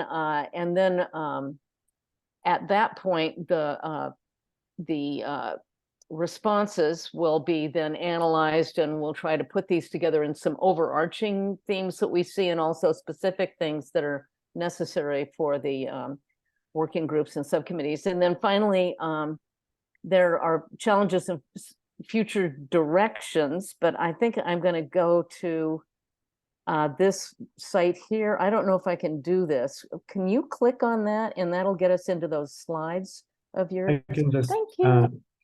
Oh, you just know how to do it. Okay. And then can I just ask you? Yeah. So these are the members. Do you want to go there, or where do you want to go to the question? Yeah. No, I think you could keep on going to the second slide, the goals. Yep. So if you could hit that, there we go. Okay. So these are the goals that we have here, and kind of the mechanism that we're doing. And so once we finish our consultations, we're creating this quote landscaping exercise. We have the questions that we're asking and so forth. So you guys, if somebody hasn't come to you already, they will be soon. We're only about halfway done with the whole process. Yeah,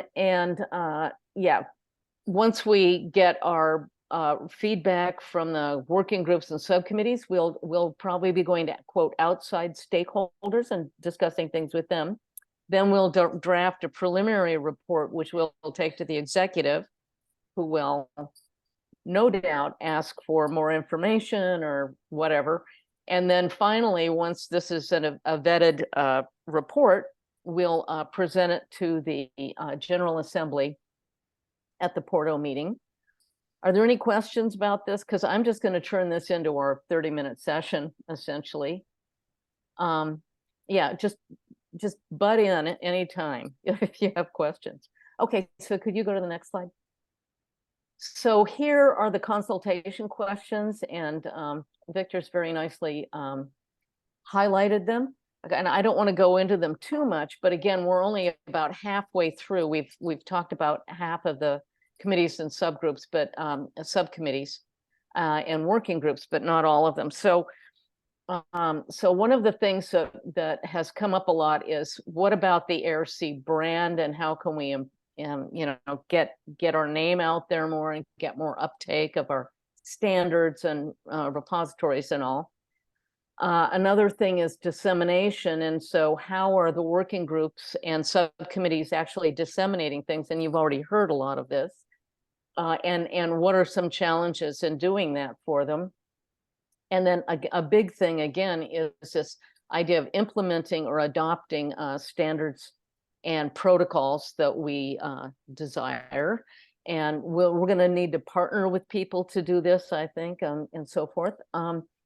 And then there's also outreach, and of course that's part of partnering that we need to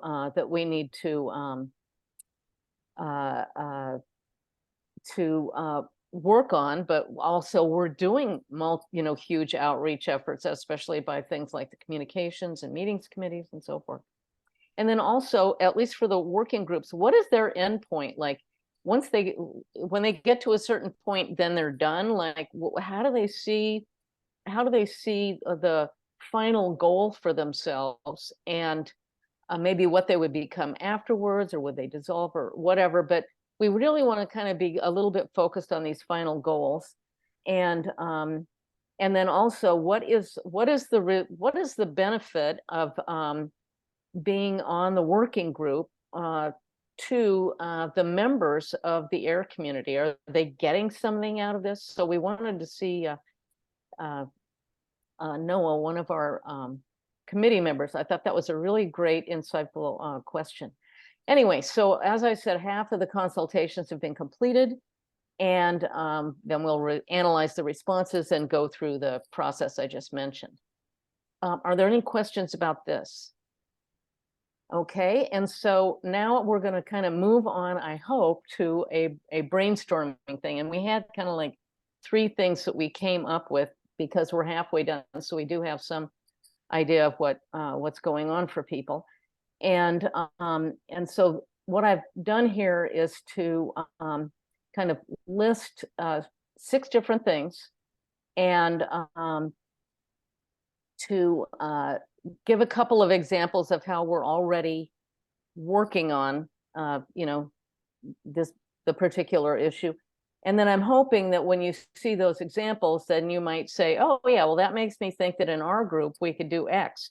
Because what we want to do is, wherever you see the words other ideas, to get those ideas in there, and for the strategic planning committee to have more fodder to work with in essence. So the first thing here we have is establishing strategies for acceptance and uptake and adoption of our standards, our protocols, our procedures. And some ways that we're dealing with that right now is to publish scientific papers, to publish protocol papers and standards papers, to publish commentaries, to deliver posters at talks. I don't know if we have, for instance, even a list of the posters that people have delivered at talks, to kind of know where we stand with that thing. And I also don't know how often, when we are going to meetings, we actually bring a poster with us to maybe advertise what our working group or what the community as a whole is doing. And then and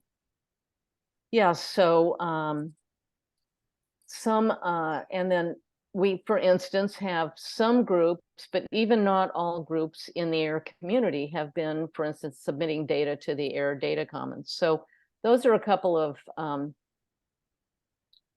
examples. We also have the on-air podcasts. We have monthly webinars. I was just wondering, do we have, what else can we add to this list here that folks are doing? Just chime in, please. And I think Felix is going to be writing down your ideas, so we have a list.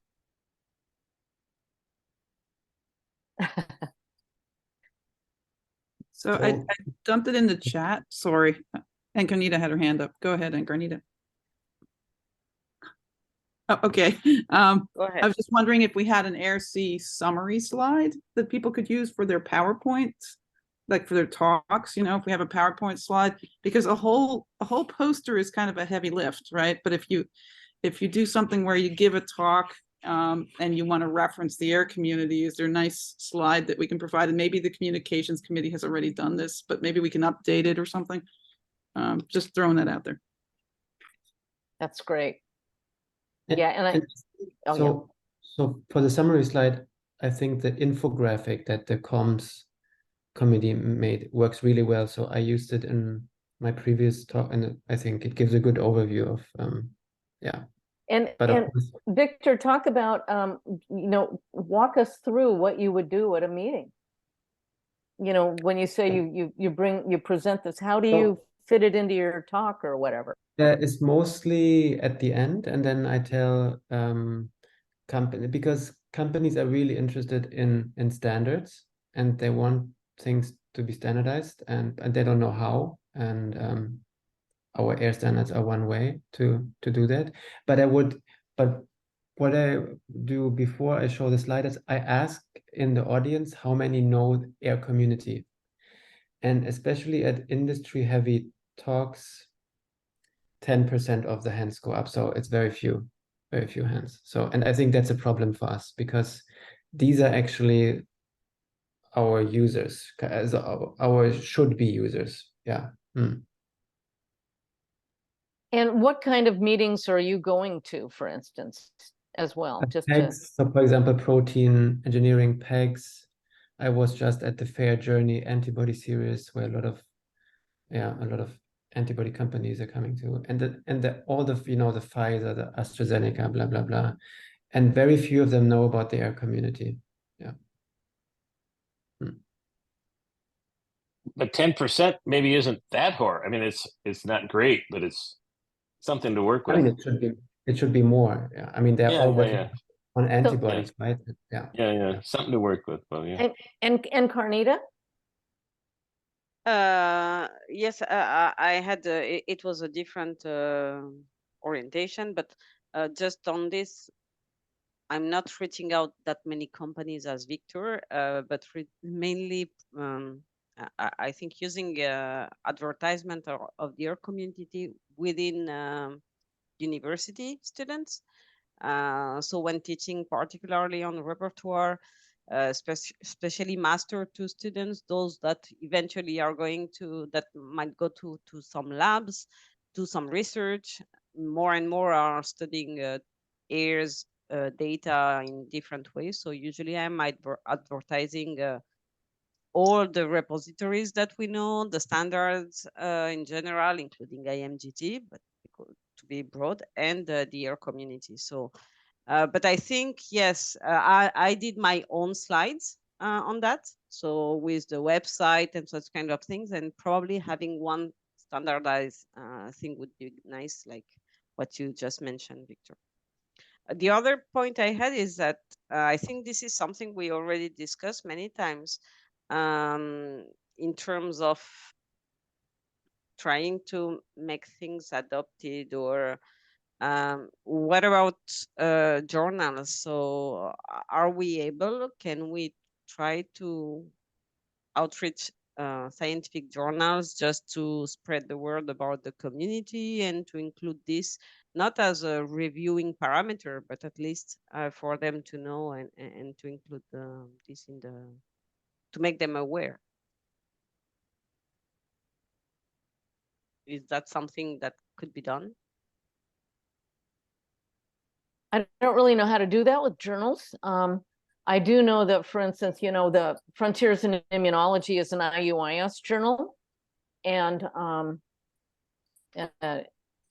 so that that may be an avenue. Okay. All right, William, sorry. So just thinking about how to be useful to the community and promote what we do.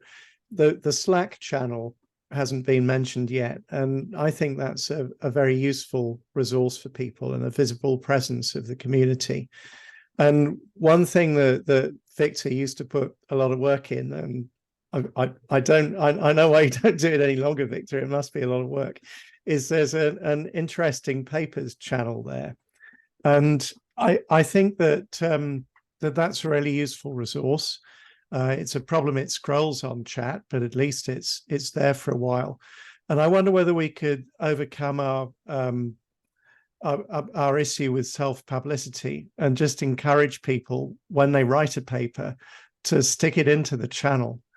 And that might even be something that the comms group could pick up once a month and put a little, a news item together on AIR Community in publications, and just have a summary of publications. And again, it would be really interesting to me to see what conferences people are planning to go to. And again, that's something else, if you're invited to a conference or if you're attending a conference, maybe we could encourage people again to put that in the channel so we know what we're up to. And that again is something that could be a news item. Great, thank you. Felix.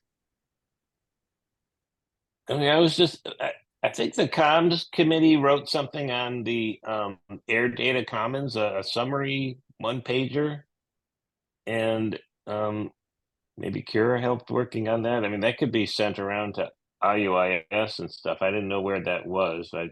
I was thinking almost maybe that's partly done, so it could even be put into the list of accomplishments, but I'm not sure where that is.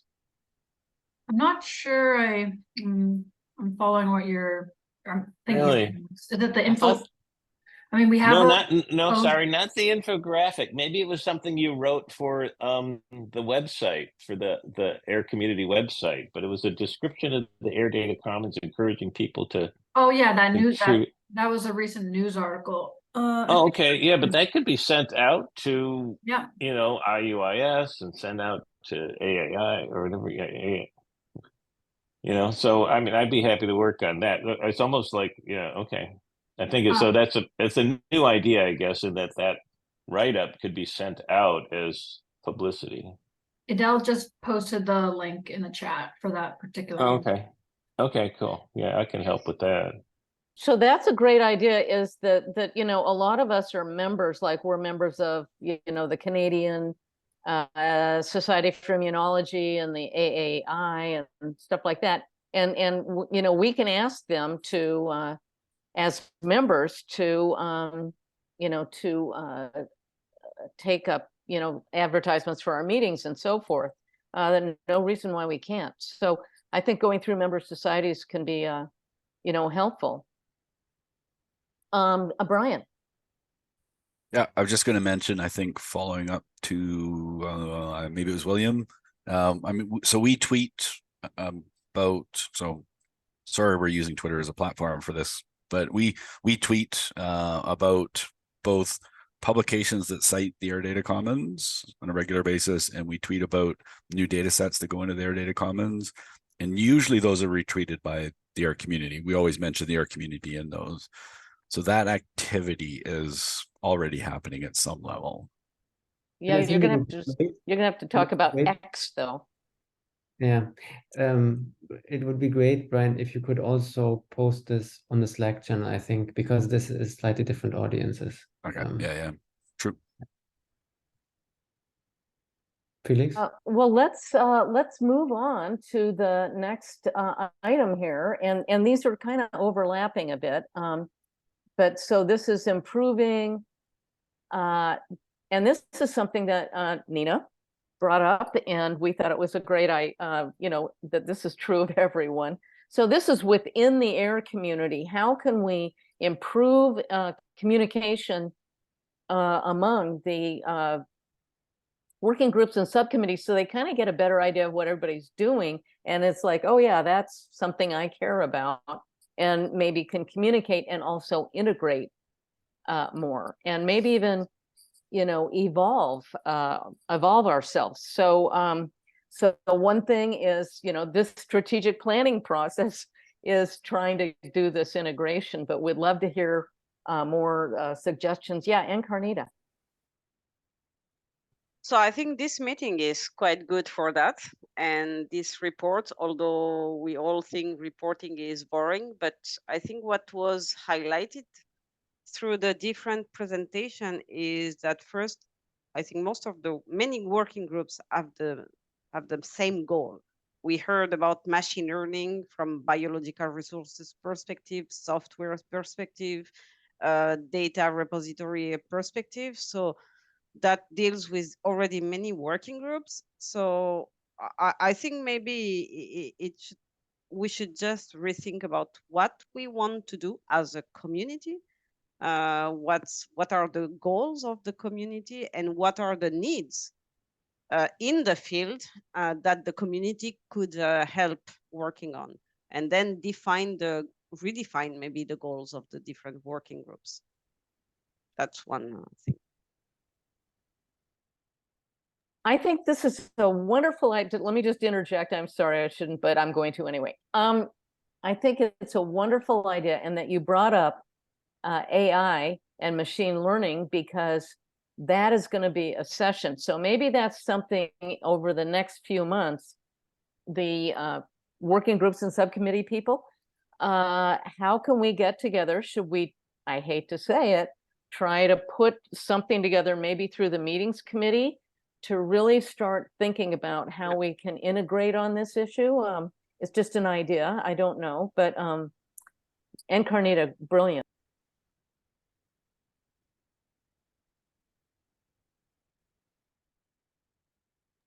Is there any feedback on that, or how that can happen from anybody?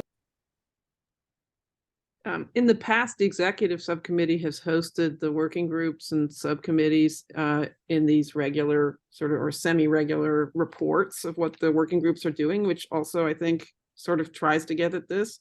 But maybe what we could do is have a special, it doesn't necessarily have to be a formal meeting, but just something where the executive subcommittee invites all members of the working groups and subcommittees to join in on a special meeting to talk about AI and machine learning initiatives that would go across the AIR community.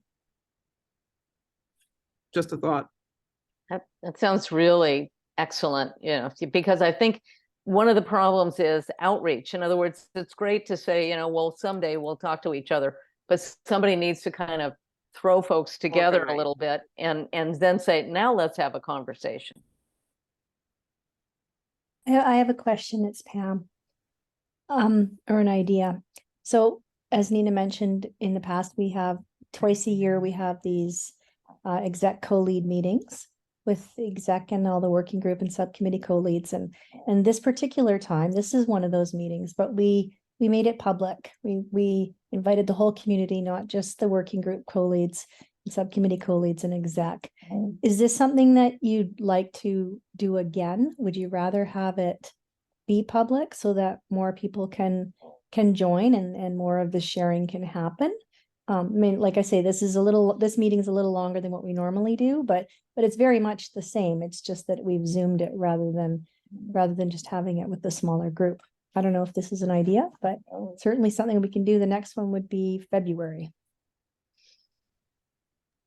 I think that's a brilliant idea, Pam.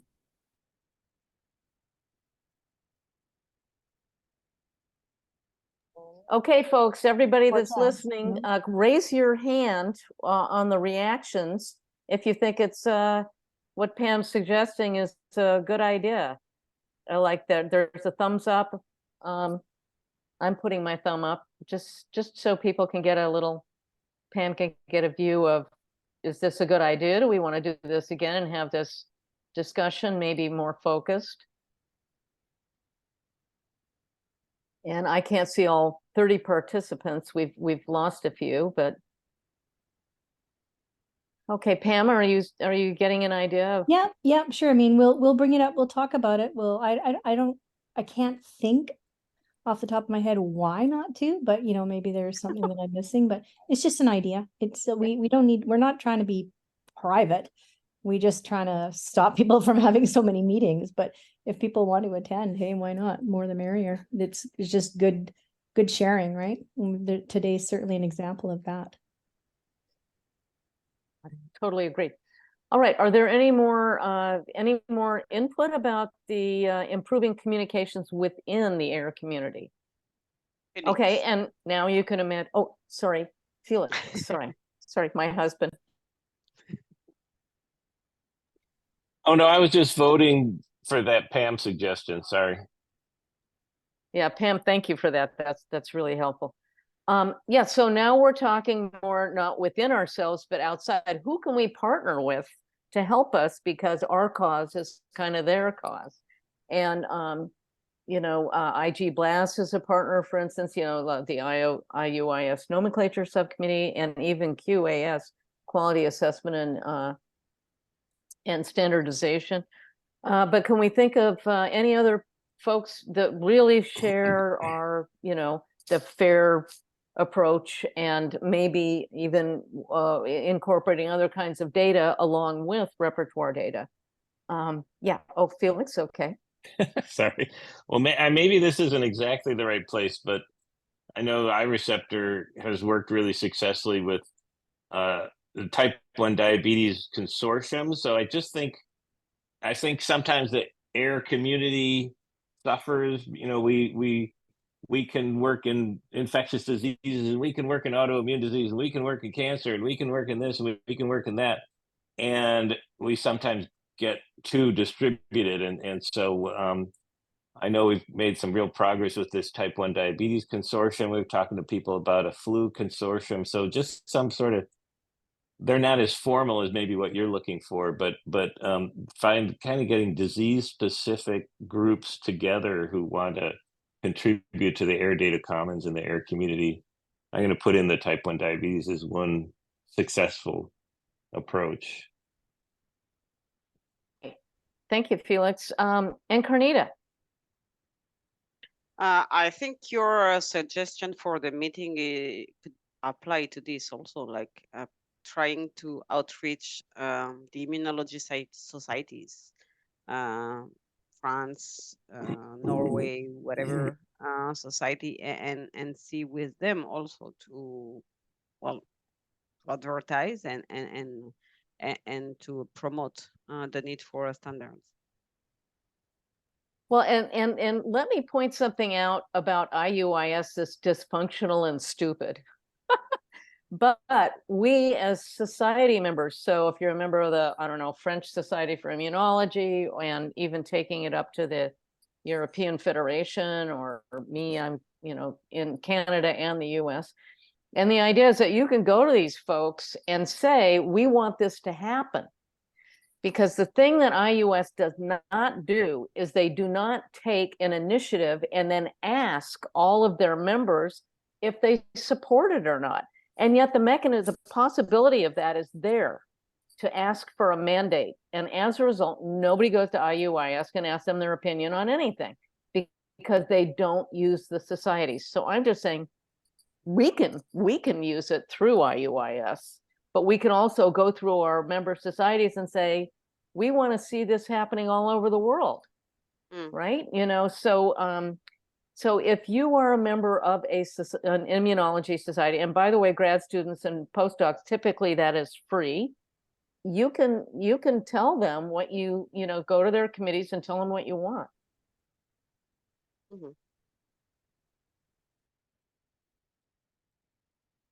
Is there any other feedback having to do with outside partners and who those might be, or how to approach them, or whatever? Okay, well, let's go on to the other. You know, we still have a half hour. That's pretty great. So the next big issue that so many have, and some of these committees are getting, and working groups are getting tired because the same people doing the work since 2015, you know, I mean, I know I'm kind of long in the tooth here. And so one issue has been recruitment, and I've just given this example of Felix, who has been kind of eyeing appropriate members for the diagnostics group, and then forwarding, you know, asking them if they'd like to talk to Ulrich, and then forwarding to the committee chair. And I'm just wondering, this idea of, you know, kind of thinking about who you're around, you know, especially again, grad students and postdocs, early career folks, and encouraging them to get involved if they're part of your network or your field, your subfield. So yeah, Felix, go ahead. Well, I was just going to say, I mean, we work pretty hard on that, but it is, even so, it's really hard. They'll come in for 2 meetings and then they kind of drift off. So, I mean, it's just, you have to, but I guess you just have to keep doing it.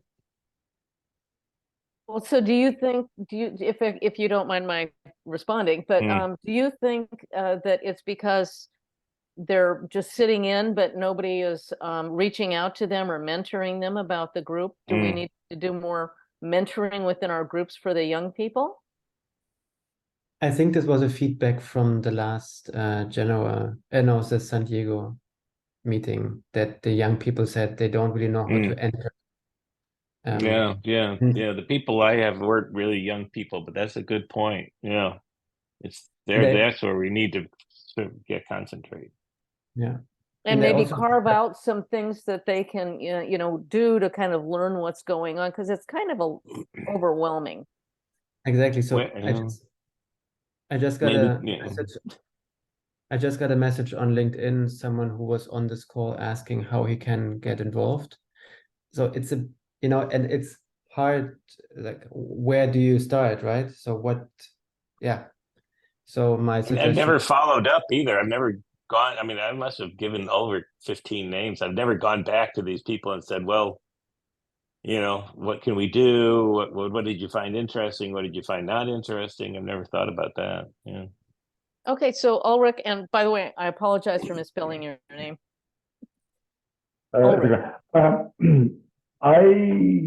It's not only is it difficult to figure out how to get involved, but it's also difficult, I think, when you're new, to get actually involved in doing the work and not just passively listening to the discussions in the different working groups for various reasons.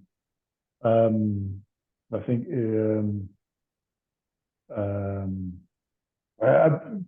sorry, I'm losing my train of thought. Sorry about this. It's just, my point was, it's also difficult to get actively involved in groups, not just signing up for various reasons. That was my point. Sorry. This idea then that committees and working groups maybe could carve out some things that folks could actually do and get involved in.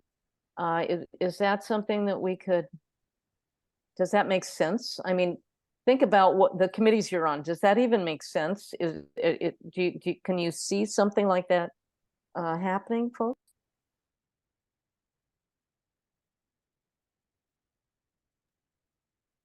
Ulrich, or do you have more to say? Okay. All right, well, it looks like we're kind of done with that. Another issue that folks have is that they're doing everything for free, and how are they going to keep this going, you know, in the longer term, for, you know, running repositories or maintaining standards and so forth. And so how can we identify support when in fact granting institutions, for the most part, they want science, they want, you know, new discoveries. They don't necessarily want building of infrastructure, which is what we are doing. But I wanted to give an example of this new U24, and I'm hoping somebody will talk about it, because I'm not really on that grant, but you know, where there is funding to kind of indirectly or directly maybe supports AIRR community efforts. I don't know if Lindsay's on this. I know she's been ill. Felix, do you want to mention the U24 and maybe other grants that people could be applying for potentially? Yeah, I mean, I guess some people probably don't know about the U24, but it's very exciting science, I think. Lindsay, the main institution is UTSW with Lindsay Cowell and Scott Frischley. But the idea is to kind of expand the AIR Data Commons to include all the way from germline genes, so working with OGRE-DB and VDJ Base and Guriyari and William Lees and Corey, and then integrate those resources with the AIR Data Commons and the immune profiling and the receptor databases, so VDJ Server and iReceptor and the AIR Data Commons and all the single cell sequencing new functionalities that we have. And then kind of going up, I don't want to, imply up versus down, but then continuing to antigen-specific data and epitope data. So IADP and Bjorn Peters is on it, and another person who I can't remember his name right now, Chris, who also works on antigen specificity. So it's called a knowledge base.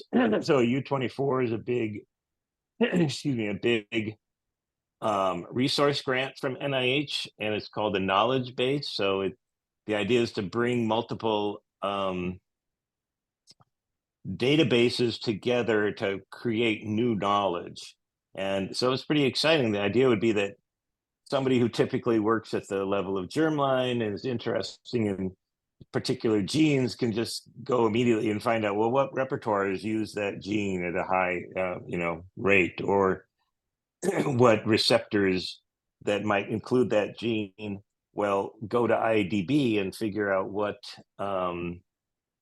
is known about the specificity and the antigen binding and stuff for those type of receptors that are using that gene. So people can go in and one focal point, but then expand to all these other types of data. So that's started now. Took us 3 times. Again, Lindsay is the main PI for the NIH grant, and then there's 6 other subcontracts. So it's a pretty exciting thing. So it's definitely a good model. I think it's not really going to expand the AIR Data it's going to expand the AIR Data Commons in functionality and types of data that are it can integrate with, but it doesn't have money for curating and stuff like that. So there's still a lot of work to do there. And it's not long-term funding. So, it's short-term funding. So, one of the issues is identifying long-term funding. One thing I'd like to bring up is, for instance, some of the conflict that we see with the IMGT is that they charge people for use of their data if it's a company, and the question is, how can we get around that? How can they get around it? Because I don't think they're dying to charge people. And I think one of the things is also bringing together industry to put together funding as a group, not individual things, but as a group, to potentially, and I was thinking maybe this could happen through IUIS somehow, but to then fund databases, for instance, the germline database. And I'm wondering, is anybody thinking about that kind of thing? Because of course, those would be resources that then they don't have to pay for, but they're going to have to pay for indirectly by supporting the whole initiative. Do you see what I'm saying, kind of? Do you think there are possibilities for that? I guess Felix, yeah. Well, I see Ulrich had his name up, but hand up. But I think at some level, when the NIH gives out these U24s, they want to hear how that resource, and Brian, you can maybe how that resource can be incorporated into NIH NCBI type infrastructure. So that's a possibility. Yeah, and just following on that, so I'm currently at a international research software funding meeting at the moment, and so that funding for kind of long-term sustainability of operating resources is, I don't know, I'd almost say it's non-existent, right? Like the U-24 isn't to operate anything, it's to develop a new resource.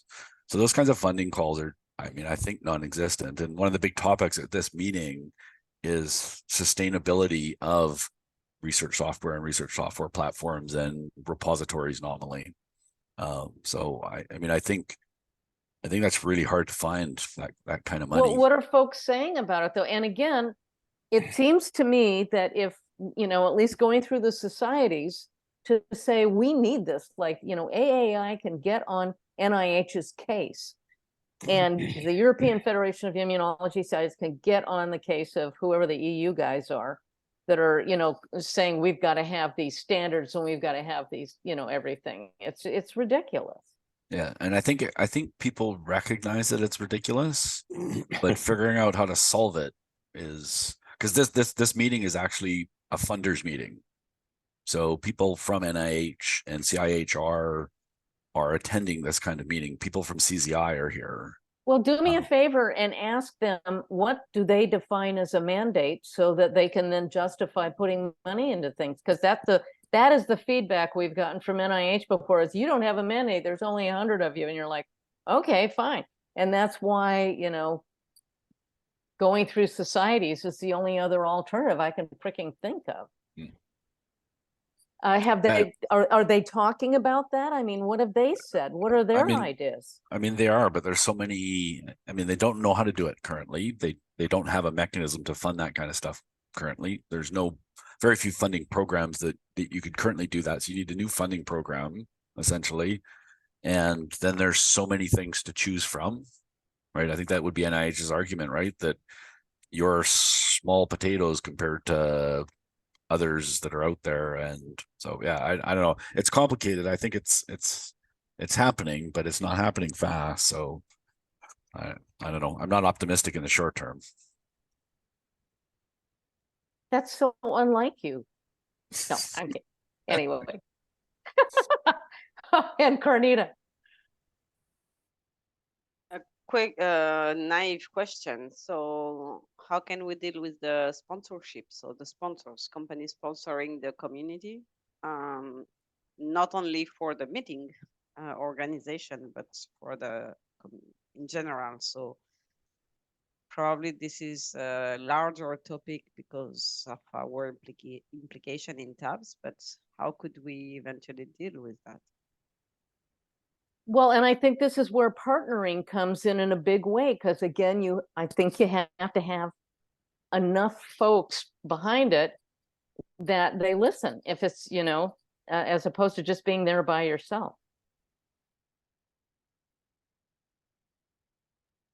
Any other comments about that? And okay, well, we're just about at Sorry, Jamie. William, yay. Yes.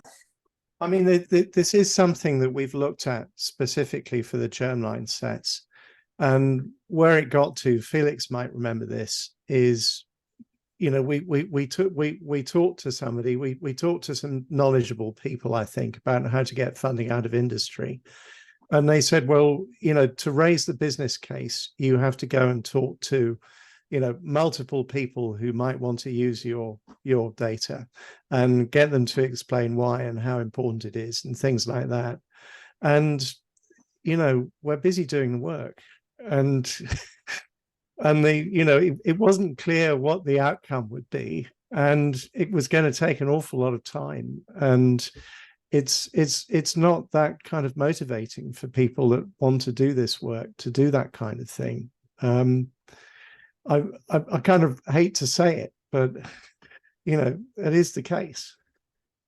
Well, so here's something that I don't know if Sophia's on this anymore, but I would just have to say that, you know, I've kind of been brainstorming myself a little bit, especially about supporting the germline data sets, because and the germline databases, because people use, especially the mouse, the human, and the macaque, people use them, and therefore I was thinking that IUIS, we could get, through the committee, to develop funding, and people would throw in names to go after, and we would, hire somebody or whatever, and IUIS would give a few $1,000s to support someone to do that, and say, okay, right now you're paying $50,000, but if that 50,000 came through this thing, then for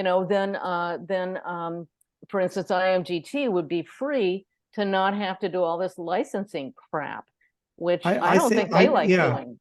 I think that would really kick it off. If it would. There was, because Let's you've got two things there. First of all, through the societies, you've got contacts in all these companies anyway that you can exercise. But if you had a professional who could work on, identifying the contacts, setting up the meetings, writing down the case that comes from each of the meetings, then I think it becomes much easier to wheel people in and say, to somebody like Corey, please spend an hour of your time, talking to this person and persuading them.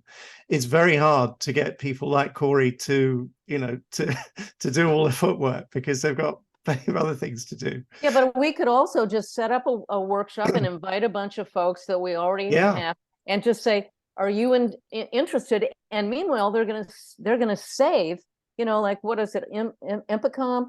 They're mad because they're paying $50,000, but then they can't share their sets with other people without them paying another $50,000, and so it's kind of pissing them off. And rightfully so. And again, I don't think, if the world was fair and IMGT could not have to force people to pay them, they would be all over that. And it would also get rid of another bone of fricking contention, that keeps folks apart instead of bringing them together. So to me, I'm motivated to try and push this, but I'm kind of an idiot about all these things. So if there was strong interest, I think we could work hard on, we can get $100,000 or whatever semi-quickly, for a meeting. And so I don't know if we could work with, for instance, IMGT. They've got a whole list of folks that are paying them that don't want to. Well, if we put it together, and if it's a community effort that is going to benefit us all, and we all go into it committed to work together. Yes. I think that's the important thing. And that of course raises another issue, which is, if there is a pie, if the pie emerges, how does the pie get divided up? And that was another thing that, not just, it wasn't just thinking about it, it was also what constraints one might have, in terms of conflict of interest. If that got raised when we were having this discussion. It's true, but every freaking grant proposal out there puts you in conflict, when you're on a committee. So you know this stuff much better than I do. But anyway, I mean, if it was clearly for the public good, and we could demonstrate that it would be demonstrated, it would be governed that way, and the right people would benefit from it. And who else could put some frickin' money into it? The FDA.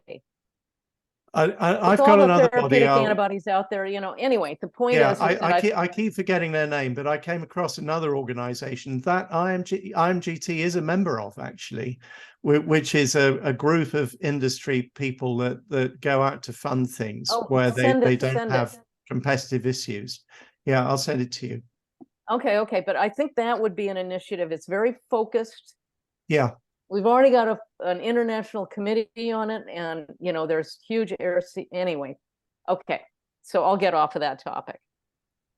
Anybody else have any? Okay, so the last thing here, if somebody would scroll down a little bit, I don't know how to do that because I'm really bad at it. Right, is this integrating AIRR-seq data standards, protocols, procedures with those of big immunology data? So this is the idea of integrating AIRR-seq data with all kinds of other data, that people are putting together and getting a much broader view of an immune response. In other words, yeah, repertoire data could be looked at all by itself, but it's much more useful as a bigger picture. So how can we do that? And so I'm just mentioning this big data for immunology subcommittee that's trying to develop shared metadata standards. You know, Christian's on the committee, Felix is on the committee, I'm on the committee, and I'm useless. I'm good as a secretary.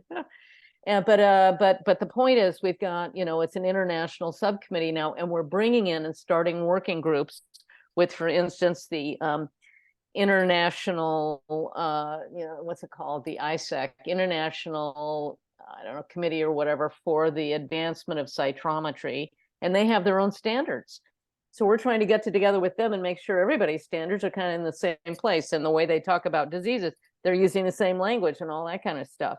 So that's an idea, and we've got another 10 minutes. The U24 grant is designed to do that kind of integration. And I'm wondering, does anybody have any other initiatives or ways that we could get ourselves involved in this kind of integration with other kinds of data? And of course, this is what Nina was bringing up early on in this meeting. As well. So any ideas, just throw it out there. If you've had enough coffee, you probably will have some ideas. Or maybe not.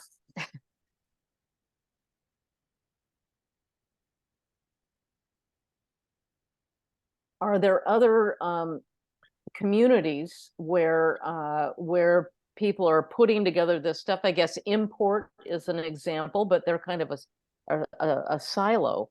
Felix. Yeah, I was sitting there thinking, I've run into these different groups at a way higher level of talking about metadata or, you know, integrating of, and I couldn't remember, but then I think Global Alliance for Genomics and Health might have a really high level initiative for coming up with metadata standards. And I think they mean it the same way we do, because like sometimes people don't mean it that way, but you know, where everybody uses the same columns for the same data. So we could look at that. If you put that down, Victor, I could put it down. Yeah. Can you put it down? Yeah, I'll put it down. And Carnita.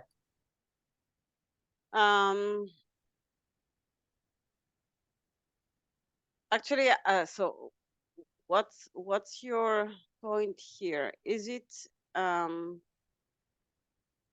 to integrate such kind of approach within the AIR community, or to see how the AIR community, through some of its members, could contribute to this in others communities? Yes, it's an integration idea. Because very good clarification. Yeah, I think we should not add one more layer to our activities. We already saw that people are overwhelmed in their working groups. So either it's a strategic plan of the AIR community to go to that, and then that means we need to have a working group dedicated to that. But I think the solution, as you mentioned, and some of the people you already mentioned are already involved. I think let's just start with those initiatives, and then let's see what it does bring out. Well, in fact, let me point out that in the Big Data for Immunology subcommittee, we have 3 working groups. One of them is pretty much formed around phenotyping data. We're in about half, I would say we're about a third of the way there for RNA-seq data.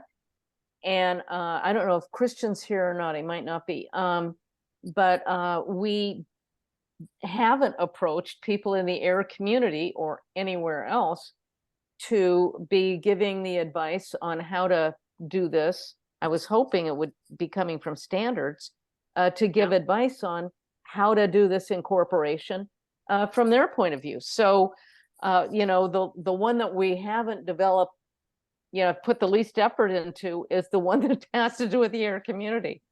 Yeah. And It's so, and Nina, I'm really hoping to get some feedback from you, because I'm just targeting you here, if you have any thoughts. Well, I do have one very general thought, which I guess kind of comes from what Encarnita was saying also. So to me, with strategic planning, the first step is to do kind of what we're doing right now and canvas what's out there and figure out what the potential things are that we could work on. But the next really important thing is to figure out how to prioritize from all of these efforts and decide not just what to do, but what not to do. And because there's clearly way more here than what we as the AIR community can handle. And so I think that's going to be the part of this where the real work begins, right? Is to come up with some focused initiatives that we can actually accomplish, and sort of timelines for, like who's going to do what when. And that's not easy. And a lot of this is in the purview, again, of the working groups, right? So it's the Strategic Initiatives Committee can kind of help us coordinate and look at the bigger picture of all of this. But in the end, it's going to come back to the working groups. So that's my real thought for this. I think this is super helpful, Jamie, like as a brainstorming session. And I think we have to do this first before we can get to that kind of window stage. But to me, that's where we are right now. Absolutely. And a good point about prioritization. And also what we're trying to do is see where are the places that everybody is sharing the most, and maybe that will indicate to us what to prioritize as well. So really good points. Okay, well, we're at the very end of this, so I'm going to hand everything back to Victor, and thanks everyone for their wonderful comments and suggestions. I'm done. So Victor, take it over. Thanks, Jamie. And yeah, I can only second that. Thanks everyone for your contributions today. I think the level of participation shows that we are all very enthusiastic about AIR. So as Nina said, let's move this forward to some actual change. Yeah, it is hard and we are all doing it for free. We need money. And we just need to figure out how to get there. Yeah. With that, please be sure to come back tomorrow, same time, for the second session. Which is then on how can we get AIR to the clinic, which is one way of actually raising awareness for the importance of AIR standards. And with that, I will be signing off. Thanks, everyone. Thanks for your contributions. Thank you. Yeah, great meeting. Thanks, everyone. Thanks, Bye. everyone.